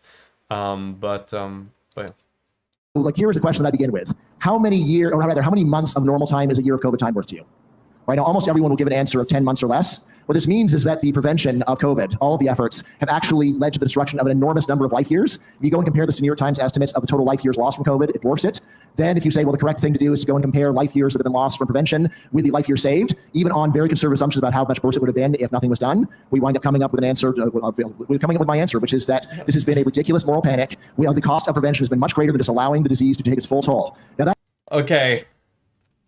So there's a lot to go down here. Using surveys as like an objective metric by which to determine like costs and benefits of certain things, when there are things that, maybe the survivorship bias of not dying during a fucking pandemic could play a bias in, you know, how much you're going to value COVID time compared to real life time. Perhaps that could be, you know, like a thing that could go into the calculations. But yeah, using surveys here to make like an objective cost benefit analysis seems pretty silly. And also not considering the fact that there is a massive amount of survivorship bias among people who locked down and didn't get severely fucking sick or may have died because of COVID is also another thing. Because at the end of the day, hey, who are the people that are going to be taking the polls on, you know, like, who are more likely to be taking the polls on, like, whether or not they think, like, life under lockdown is equally worth as life outside of lockdown? Is it going to be people that died because of fucking COVID? Or is it going to be people that locked down and didn't die and were kind of just, like, fine or whatever? That's another thing to talk about here, I guess. That said, there are some important things that could be done with COVID, like legalizing the vaccine for kids now. It has taken a crazy long time to do that, and there's no good reason why parents' decision on this should be overruled. Sorry, I didn't hear it's full toll. Now, that said, there are some important things that could be done with COVID, like legalizing the vaccine for kids now. It has taken a crazy long time to do that, and there's no good reason why parents' decision on this should be overruled, right? And by the way, I do urge everyone to get vaccines. They do work, but at the same time, I'm not going to put a gun to your head and try and make it do it. Destiny? All right, COVID stuff. That's Destiny's domain. Destiny got banned like the other day or something for his video on Project Veritas because YouTube flagged it as medical misinformation because they thought the Veritas video was his video. He got unbanned, but yeah, that was just. I was gonna make a segment on that, how like YouTube banned. Yeah, I know it got lifted now. How YouTube banned like probably the person that is, or like at least within like the politics streaming space, has done the most towards combating COVID misinformation, getting banned for that. That was pretty funny, but yeah, it got lifted now, so it's all good. I think it's a mistake. I think that a really common error in judgment we make, as unintuitive as it sounds, is we tend to evaluate how successful or unsuccessful something was based on the outcome of that thing. And it seems like a reasonable way to do things, but if you spend any time at a poker table or if you spend any time doing probability, you realize, well, something might have turned out good, but you made horrible decisions every step of the way. Something might have turned out pretty poorly, but you actually made all the right decisions and there was some unknown variable or something that you just didn't account for well enough. When it comes to talking about like, well, the preventative measures that we took for COVID ended up costing way too much, we would have to, I guess, dig through how you do your particular calculations, but the idea that, say, another variant comes out that's slightly more infectious or slightly more deadly, maybe 2x, 3x, 4x more deadly than the last, is always something that's going to be very difficult to factor and any sort of risk assessment. That being said, I do think, again, it's important that we have a granular approach to how we do things. I don't believe that every single country has to be Australia. And absolute, I don't want to speak to all of their shutdowns, but my understanding is Australia is some of the most insane shutdowns of any country in the world, although it also has one of the lowest case rates to show for it. But there's probably some things that we could all feel reasonable enforcing. For instance, wearing masks is not a big deal. Socially distancing is not a big deal. These are probably guidelines that most of us can follow that don't have a significant harm to the economy, that also allow us to kind of move forward through this pandemic. And then also encouraging people to be vaccinated, whether that's private businesses requiring employees to do it, or the government providing it for free, I think are also beneficial things that help us move a little bit further past it. But I'd be very cautious in saying, well, look, we spent a lot of money, so it wasn't worth what we did, when we don't really know how bad it could have been. There seems to be like a theme of both this debate and the last debate I went through. People just, they don't evaluate both sides of like a thing enough. They focus on like the side of things, like the positives and negatives that's beneficial for their case, and then they don't consider the positives or the negatives that's not beneficial or that doesn't fit into the narrative, which is just, it's just like silly. So it's like, oh, hey, you missed this, like, I don't know. My own opinion on this is, no, sorry guys, you can boo me again, but I don't trust the official story on COVID. Oh my gosh. I don't think that the measures that were put in place in New York State or in other places where they didn't let you leave your house or run your business, I don't think that those were okay. And we paid people to stay home, and now we have a job market where nobody wants to work because they're still figuring out ways to get paid to stay home. And I don't believe that it's because of COVID that we didn't have this 5 million jobs increase that they were proposing would happen. The jobs report from October came out, or September came out, and there was only 190,000 jobs that were added in the whole country. In order to recover to pre-COVID numbers, they still need 5 million. How do you solve that? I just personally feel that the COVID measures got us to that point. But when it comes to the vaccine, and the vaccine is being pushed on us by the government, and it's the same government that we're told was funding gain of function for the virus that they're telling us we have to get vaccinated for. It becomes a point where you're like look at Destiny here. That we're told was funding gain of function for the virus that they're telling us we have to get vaccinated for. It becomes a point where you're like, why? How do I believe this? Okay, to be clear, the gain of function stuff. So we're speaking. I think to getting our good media with regards to the funding of gain of function. As I understand it, we still don't have any direct link between U.S. government policy and the funding of gain of function. But I'm going to leave that aside because if anyone disagrees with me on that, you're not going to be changed by my opinion. It doesn't matter when we talk about domestic COVID policy. These are actually two entirely separate things. Even if you were deadline on track on getting Fauci to a human war tribunal or something, that has nothing to do with the ways in which we could effectively, and yeah, we should ignore the sideline issue because to me, we're dealing with 750,000 dead in this country. When we come up on the Civil War death toll, it'll be the most deadly event in all of American history, which is insane. We got the vaccines pretty near first, what with us being America. And when you take a look at the rate of vaccinations, at first we skyrocketed. People like me got vaccinated. Yeah, that's the point, MG gamers. 4 million people died from COVID. If we had no measures, it wouldn't be surprised if it was like 3 times that, and the professors saying they would be worth it. Yeah, like that's the issue. With running these calculuses, you only consider like what ended up like happening. You don't consider, okay, well, assuming that we didn't do this thing that you're criticizing, how might that shift both sides of the equation? When they don't have to do that, they would just shift one side of the equation. So like what I mean by this, I think this is like a fairly important concept because this has come out like 3 or 4 times like now during this discussion, is let's say you have like okay, we have policy A, and then you have like policy B, and we have the costs and the benefits of both policies. Now, paint stream, let's go. Now, okay, let's say that we have this libertarian guy who doesn't like policy A, so we're gonna give it a big red dot here, but who likes like policy B instead. Now, what he's gonna do is like analysis. He's gonna be like, okay, so like this is what kind of like this were the costs and these were the benefits of like this analysis here. Now, hey, if we had done policy B instead, what would have been happening is that like we would have like lost so much of like the cost. So we would have like the cost here would have been way less than the cost here for like for side A. So then if we take this like the cost from policy B and put it in the place of policy A, and if we would have done that instead, then we see how like hyper clearly policy B would have been so much better than policy A. Well, once again, and this is obvious now when I draw it out here, okay, well, what the fuck? Like, you didn't consider how the B might change, the other sides of the equation might change. And when we look at the B here, we can see that, okay, well, the benefits of the lockdown was probably that less people died.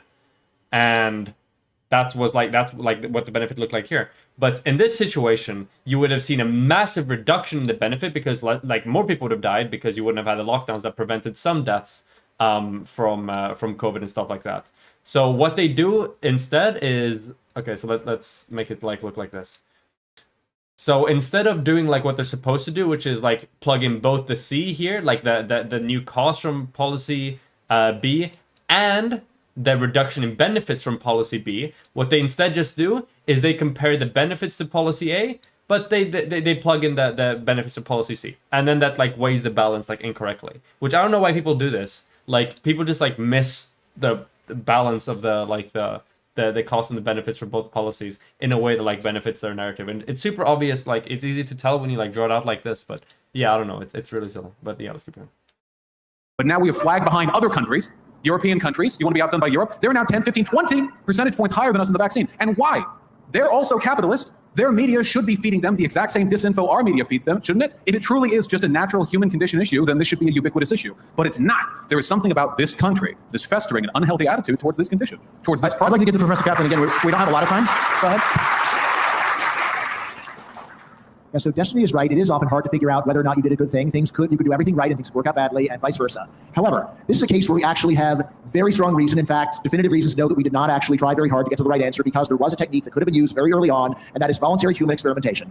Voluntary human experimentation would have cut the time in order to find out whether vaccines worked down from 6 months to 1 month. Voluntary human experimentation could have been used to find out how deadly diseases work. Voluntary human experimentation could have been used to find out how well masks work, and so on. And yet, no country on earth did it. And why not?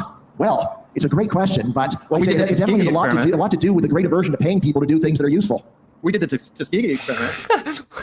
Yes, there is a societal aversion towards paying people to do good things. Truly cutting edge political analysis here. I don't even know. But this is an issue. Hey, all right, but this is an issue. The reason I think it's an issue. The reason I think it's an issue. I have is heard that from the human subjects people at my university to explain why it is that I need to get the permission to ask people questions. All right, the fact that one time, decades ago, there was a horrible thing which was a crime under the law of the land at the time, and is a reason to say that someone cannot voluntarily go and get and be part of an experiment in order to cut Maybe the time. it's not a big deal in the white community, but in the black community, it's a very big deal. Most It was illegal at the time. But most African Americans feel it was illegal to infect someone slavery. with a disease without their consent at the time. Well, you guys are supposed to be on the same team, I think.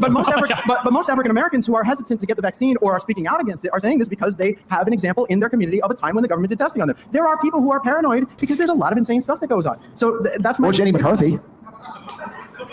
There's A lot more people have heard of her and her crazy stuff than any of this. We need Destiny on this. I think you're hitting on There we the go. do your own research community. And I've talked to so many of these people. If you don't want to trust the government, you don't have to trust the government. That's fine. You can hate the government. You can even hate the pharmaceutical companies in the United States. Why not look at any other government on the planet that is looking at these vaccines? Why not look at any other private company in the planet that is looking at these vaccines? Why not look at any of the academic institutions in any country? There are so many people that are on board saying that these are safe and effective. And for some reason, the do your own research crowd has convinced themselves that a guy that makes a ton of money selling you, crazy energy drinks and neurotropics online is going to have the answer for you. But this conglomeration of all these private companies, academic research, and government-funded institutions aren't going to be able to do it. And I totally don't buy that answer. Not even remotely close. That's good, finally. And like Cheeto and Ray in Twitch chat said, which is kind of what we suspected, right? Looking to libertarian analysis, they're simply assuming that all time lost in lockdown, like that time in lockdown wasn't as much worth as time outside of lockdown, is equal to like life lost as a whole, like no longer existing, which I don't know why I need to explain. I don't think I need to explain to any of you how like having a quality of life that is lesser than normal is not the same as not having a quality of life because you have no fucking life at all, right? Obviously that weighs the calculation quite a bit. Well, I just want to say that, I mean, continuing on from that, I don't know why anyone has an issue with corporations saying you got to be vaccinated to work there. I mean, especially from libertarian communities, right? Why have the government force business owners to not decide who they'd like to freely associate with? In this case, it's being done for good. We've had drug tests in this country for decades, and that's done nothing but disenfranchise folks. For nothing. I don't know if anyone ever smoked weed and couldn't do their job because of it, as long as they were sober by the time they got to work. But then you have the vaccine to the current plague. I don't know. It seems like there are some good arguments for that. I mean, if Hollywood actresses wanted a job, they could just let Harvey Weinstein rape them. I don't know. I'm both. So thank you. I do have a question actually that's going to make the audience and the panelists kind of mad. It's about race.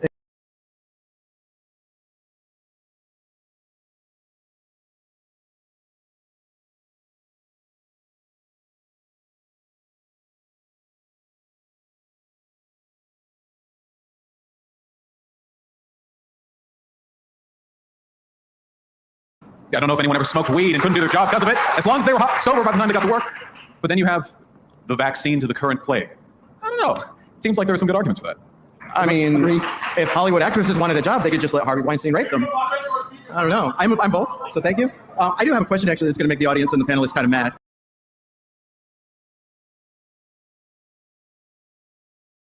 For fuck's sake. I can't believe these fucking employers force me to wear pants in the workplace, and I can't just go on there doing the fucking helicopter with my dick. It's actually fucking disgusting. I can't believe they would coerce me in that way. And should they choose to not do it, then hey, you know, if we think that type of coercion is okay, then why do we have a problem with Harvey Weinstein coercing female actors into like having sex with them for like positions? Clearly, these two things are exactly analogous. Like, fucking hell, I don't even know what to say. Oh no.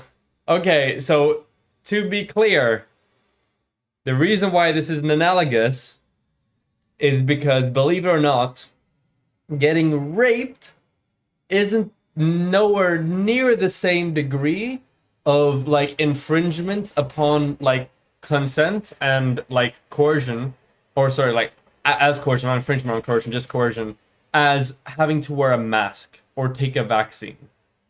And especially when you factor in that the cost benefit analysis for both of this. But I don't even know what to what more there is to say that joke. Jesus Christ. About race and it's about abortion.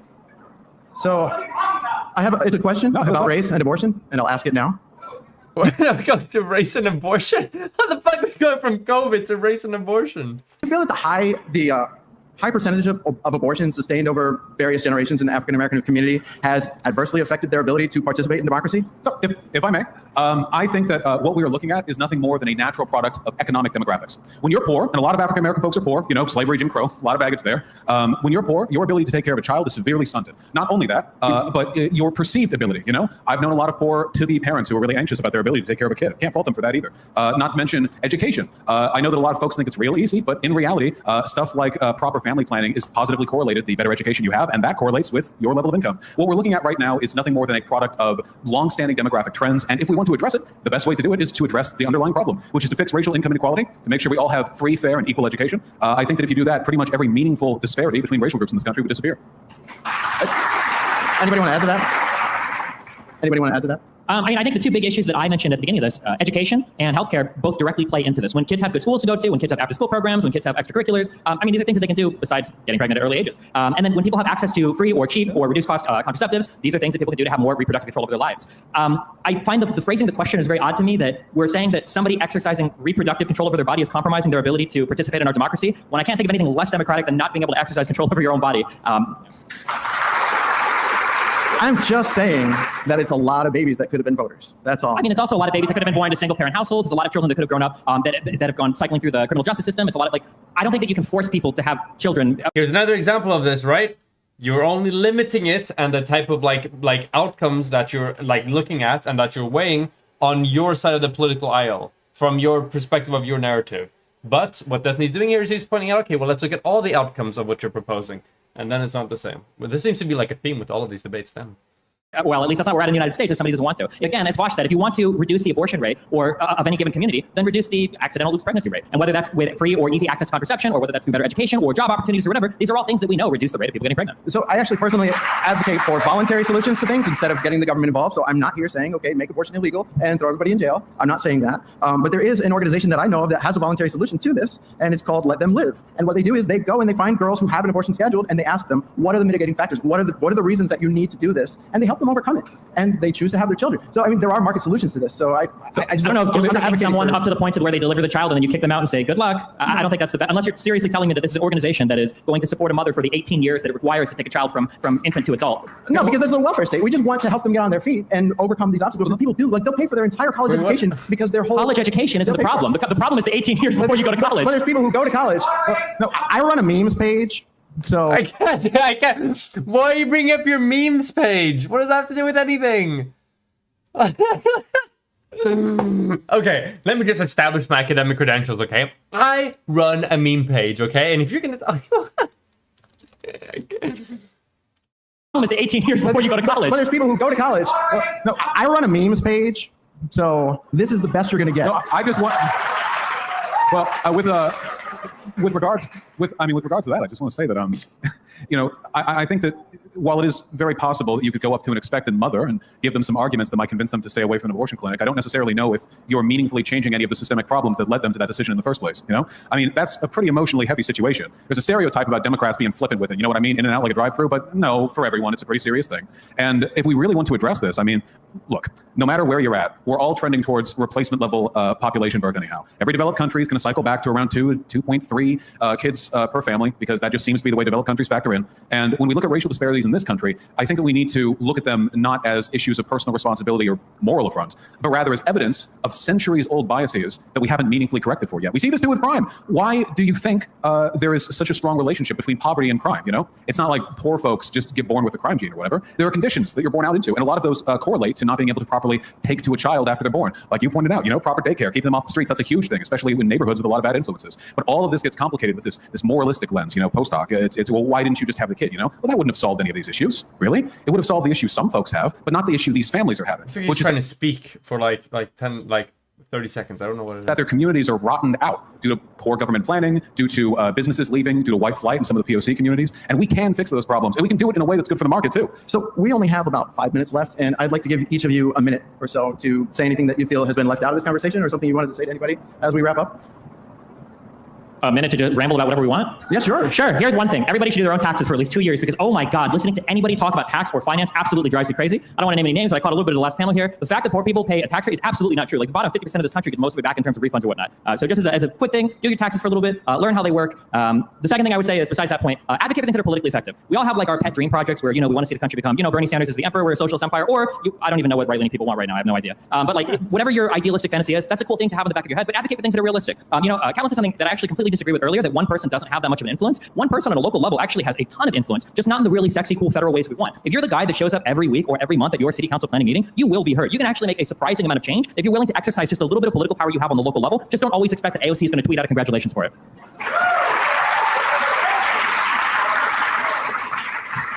My only rant is that I believe that taxation is theft. And I'm not saying that as a joke. I actually believe that taxation is theft, and I believe that any government action for the good of humanity also requires force, and I think that things should be voluntary. It's the cool kind of theft, like Robin Hood. Oh, that explains the Robin Hood meme we saw before. Oh, he made memes on this conversation. Clever, very clever. I completely agree. Getting involved at a local level is essential. When I was in university, there was an older woman who was very involved in care for the homeless. In Humboldt County in Northern California, the proportion of homeless people is obscene because they get bussed up there from other cities like LA that don't want to deal with them. And the police, they take down encampment after encampment after encampment. And this lady, I mean, she had a whole life outside of this too, but she dedicated enough time to become the leading representative. I mean, everyone in the scene knew her. And that is the kind of direct civic engagement that's so rare in this country. We're so isolated and so alienated from anything outside of the WrestleMania matches, whatever we see is trending on Twitter, anything that the social media feed bequeaths to us, that we forget. Next to us is our neighbor, a person, and outside their house, across another, and across the breadth of our neighborhood together are probably more people you've seen than you've seen gathered together since the start of the pandemic. There is incredible power in community, and while it's not exactly easy to just rile it up out of nowhere, go to a few local town hall meetings, meet with some local orgs. They exist, and I swear to God, you'll feel way better doing that than you ever will paying attention to national politics with nothing but a once a 4 year vote to say for it. So that actually wraps it up, and I'd like to thank you all for being a wonderfully behaved audience. And He didn't get an outro. Oh no. I didn't know if you wanted to actually say it. I asked you. You're also. Oh yeah. Go ahead. I can't even do the fucking moderation. I can't. Okay. Right, so we spent a lot of time tonight complaining about how bad the media is and how that reflects how bad the general American public is. I've added it probably as just a general problem with humanity. Right, so, and participating in this, I felt a bit bad because I felt like we have exemplified many of the things that we're complaining about. It's not just people in the outside world, it's people in this room. Just the level of passion here, I discourage it. This passion is way too high. Don't applaud. No. So much of the problems of politics come down to people being so emotional, so passionate. Part of it is just being associated with a team, but also there's just a personal megalomania of I figured everything out and the world ought to listen to me, and yeah, I've got to control that. I do have that as well, right? And now in all the ways that you can try to improve, as I was saying, the one that I think is most doable on the individual level is betting. So when you hear people saying things that sound ridiculous, try to get them to bet you, right? In some identifiable, verifiable way. Yeah, you were saying that people have not paid you on your Trump bet. That's why. What was this person's name? What was the name of that professor? They didn't even write what the name of the professor was. Alright, Destiny's community refers to Vaush as Control V. Was this by Control L, Control Libertarian? Like, because you have to specify according to what the official certification process says. Yes, I'll do. Yes. Control B. And here's the thing: not when you do this, you become better. You become better because you start to, before you speak, you think, do I really know that much about this? Am I really qualified? What research have I really done? Have I heard the other side? Do I want to go and say something that is going to make me lose a bet? Right. So it is not just a way of getting other people to be honest, although I have really used it and I feel very effectively, but it's also a way of making oneself honest and improving yourself and trying to actually deserve your sense that other people need to improve. So we're actually entirely out of time. I'm sorry. Listen, I'm not qualified. I'm just Joe Sixpack. But don't applaud for me. I'm a terrible moderator. He doesn't want you to applaud either. But Vaush and Destiny, thank you, everybody. I've moderated for both of them on many, many, many. All right. Going over debates blind is really fun, honestly. That joke about the fucking Harvey Weinstein shit, that fucking, oh my god. And then the Iron meme page. Oh, I can't. Yeah, he was a moderator, allegedly. Didn't act like one, though. But yeah, I wonder what the comments on this. This is Vaush's community. Can't believe moderating on a whole time about why people aren't liking his Facebook boomer memes. I believe in authoritarian rights to keep that moderator from ever moderating again. The man spends entirely on reason why people aren't liking his obvious learning jokes. Oh no. I've seen a debate where the moderator lost. Everything is about the mod. Wait, hold on. Oh, I can't spell. 17, that's not actually that much. Oh, it's actually quite a bit. Oh, and it just gets more. 30, it just gets more the further down we go. More. Alright, whatever. A lot of comments on the moderator, makes sense though. But yeah, overall I think it was a pretty good. I think Vaush and Destiny both did a pretty good job on the panel. I wish Destiny would have gone the first word after that COVID thing, because you could see on him that he was not enjoying that very much. Yeah, overall pretty good. I think that the main thing is just that like people are really bad at doing cost benefit analysis and comparisons between policy. Like the really obvious things that people miss all the time. I don't know. I guess that's like the main takeaway from it, and then that mod is kind of nutty. I think those are the main takeaways, to be honest. But yeah, that's about that. Oh, Destiny wants to make a bet with the guy. Oh, wait, what would the bet be? The real winner in that particular video was Dylan Burns. Dylan Burns, yeah, he didn't speak. He didn't, like, had like 2 sentences. He was really bad doing anything good. Not in the back end next to Destiny. Also comments on Destiny's video about the mod as well. Has Destiny done a video on the gain of function research? I don't know what that. Oh, gain of function research. I don't think so. I think Brian Kaplan did. I don't know. There's nothing particularly that struck me. I don't know. Drunk high double whammy. He wasn't able to make the bet. Oh damn. I want to see what this. I wonder what Destiny's editor included in the highlights of this debate. People do, like, they'll pay for their entire college education because their whole College education isn't the problem. The problem is the 18 years before you go to college. But there's people who go to college. No, I run a memes page. Okay. Hey. That was a good preview. Let's see what people have to say. The black guy sitting next to Destiny was really quiet. You stole that joke! Sauerkraut. Unbelievable. I think it worse than Graves and Joe. So we played 9-10 like the next debate scene between the Libertarian and Destiny. Destiny had people get this better for the moderator. Although the moderator told everyone was drunk and high mode, the coolest silence ever. My own opinion on this place, just don't. Yeah, it's just about the mod.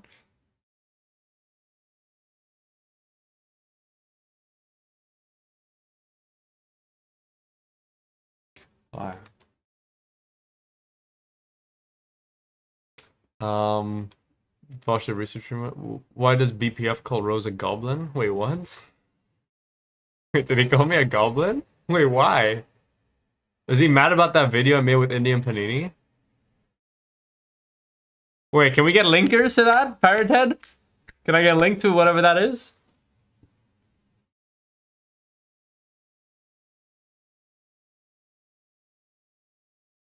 Wait, did he actually?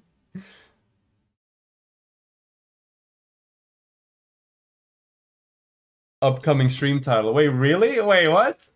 Wait, is that really the case? How do I see the upcoming stream? Can you link the upcoming stream, please? Does he have his own channel? Wait, does it say Rose versus a Goblin? Really?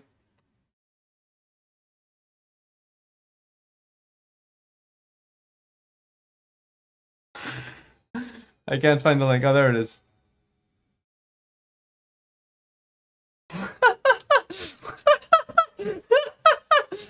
Oh no, I'm the Euro Goblin! Oh, for fuck's sake. We'll correct the record by the little Euro Goblin Roserist and his painfully stupid lies. Also, we'll take a little bit of time to address the idiots and political provokes on their sinking ship along with the correction of... This looks like a massive copium stream. Holy shit. Damn! He got really upset at that. Holy shit. Oh no. As soon as people are even lesser, they go, yeah, Euro Goblin. Damn! It's really because of that video.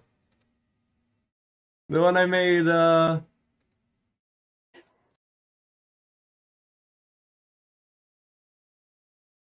what could it be? What could he bring up? I think I made 2 criticisms.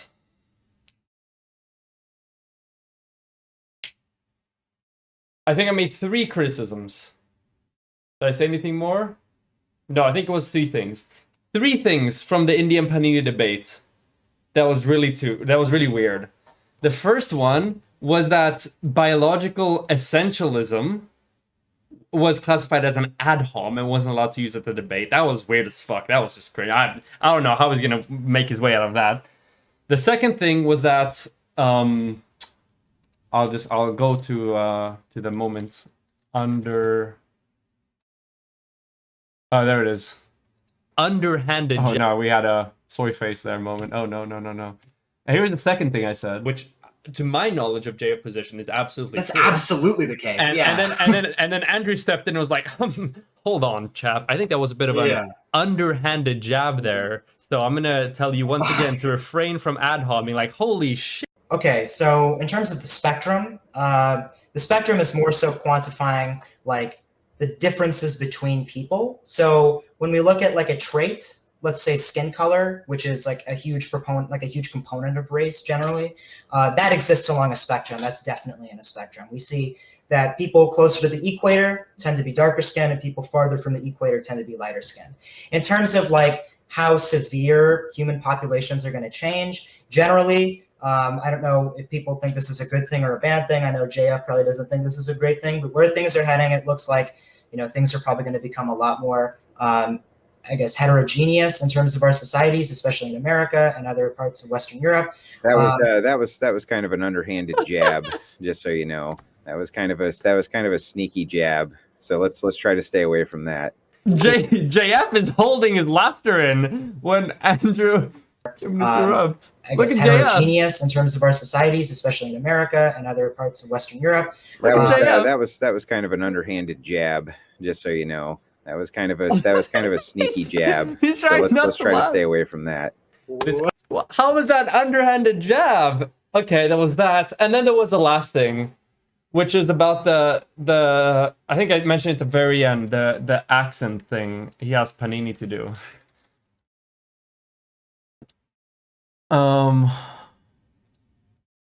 Yeah, so like no, it was like that's not just what it is. Like BPF was just like straight up, hey, so can you like read this out in the thickest Indian accent you have? Like Yeah, oh my god.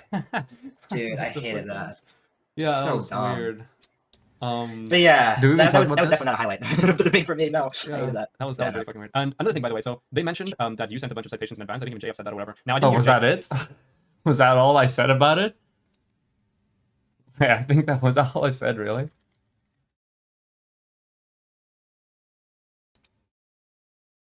Yeah, that's all I said. Okay, never mind. I don't even know why he would do anything about that. But actually, that did happen. I don't know. What am I lying about? Fuck. Oh no. I'm a Euro Goblin though, I guess. Yeah, fuck. It's in 5 hours though, and I got school tomorrow. It's at 3 a.m. There's no way I can watch this. Oh.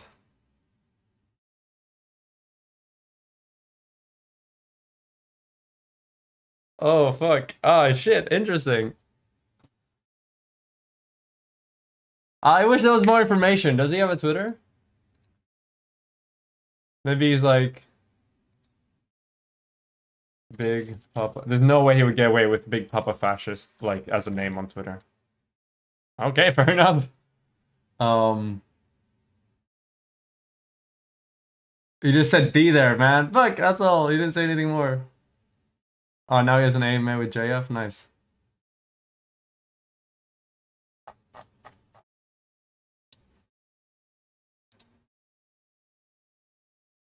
Conservative debate. Okay, one person interacted with it. God damn it, I want to see more! Would you come on the stream? It depends for what. Not if it's a debate that's being moderated by by BPF. But I'll see what he says, and then maybe I'll contact him about it. Oh no. Oh shit, should I write something here? No, I don't know.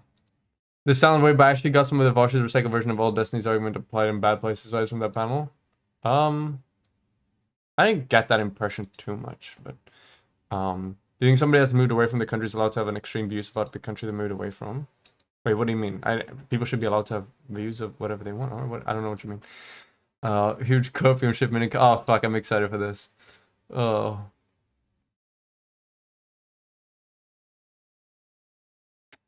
Bro, what is he doing at 3 a.m.? He's doubling down on the European hatred by scheduling his thing at 3 a.m. EU time. Oh.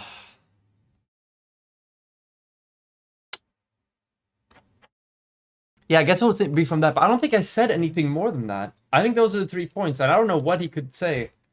BPF. Okay. See you. Would be in the debate, and BPF responded saying, "I will ask," and he didn't respond. And I asked this on the 4th of September, which was 3 full weeks before the debate. So, nice. Is not So I did ask, but it didn't come through. So, yeah, fair enough. Yeah. So I guess there's just one takeaway: just don't ever let BPF moderate your debate. That's not a good idea. Okay, that's something that Panini said, so he would probably be addressing Panini and not me in that case. Let's see what this is. You would also have BPF be like, hold on, that is a fallacious response and doesn't actually talk about the subject matter, so I implore you to make a real one, lest I accuse you of some weird thing. Yeah. Okay, let's hear. Especially if I had like a larger fan base and more my fans were watching that stream. The problem is, if I were to just say like, that's just absurd on its face, like, I have a feeling that literally everyone in the audience would say that I'm not responding to his argument. You know? You would also have BPF be like, hold on, that is a... Let's see, what are we talking about here? Because they're so absurd, you have no like legitimate. Okay, the absurd argument that you have like JF a concentrated argument against it because it's so absurd. It's like if someone were to say like 2 + 2 = 5, it's like okay. Especially if I had like a larger fan base and more my fans were watching that stream. The problem is, if I were to just say like everyone in the audience would say that I'm not responding to his argument. You know? You would also have BPF be like, hold on, that is a fallacious response and doesn't actually talk about the subject matter, so I implore you to make a real one, lest I accuse you of some weird thing. Yeah.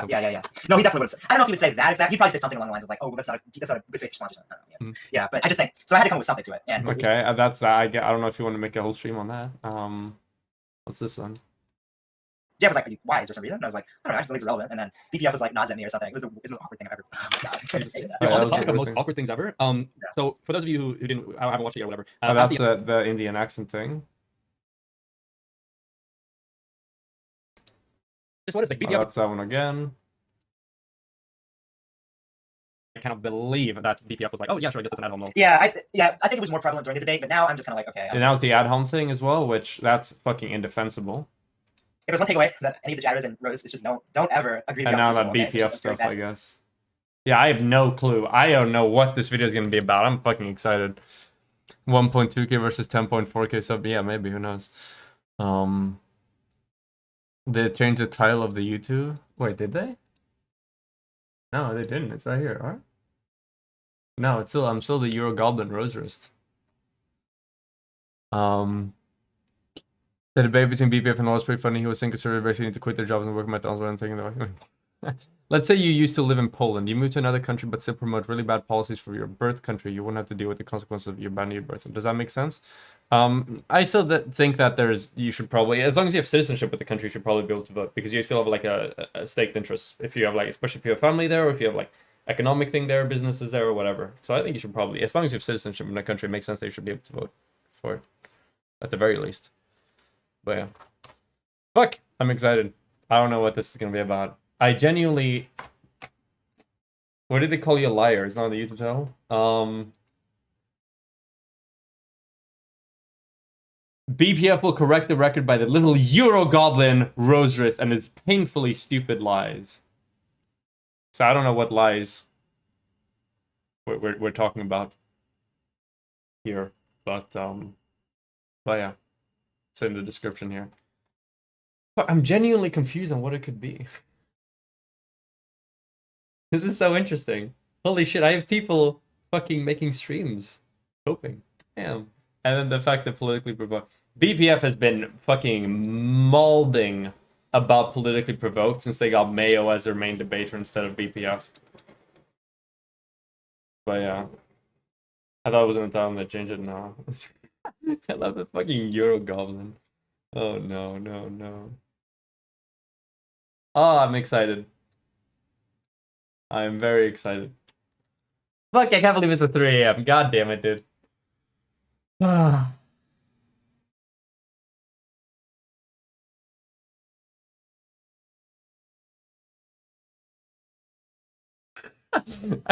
And the one person to like and retweet this was somebody that he literally shouted out, like, in the previous tweet.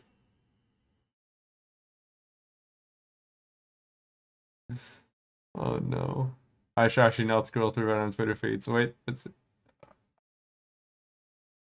He retweeted his own. I can't. Oh no. I'm also Eurogol. Excuse me, did you call me a liar? No, I called you a Eurogol. That's what first, yeah, I guess. Fuck. Okay. Damn, I can't believe it's at 3 a.m., dude. Fuck. Alright, well, it is what it is.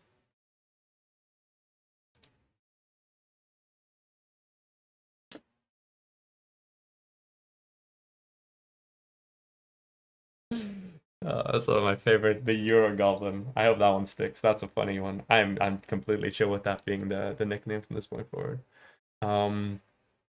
But yeah, that's about it for today's stream.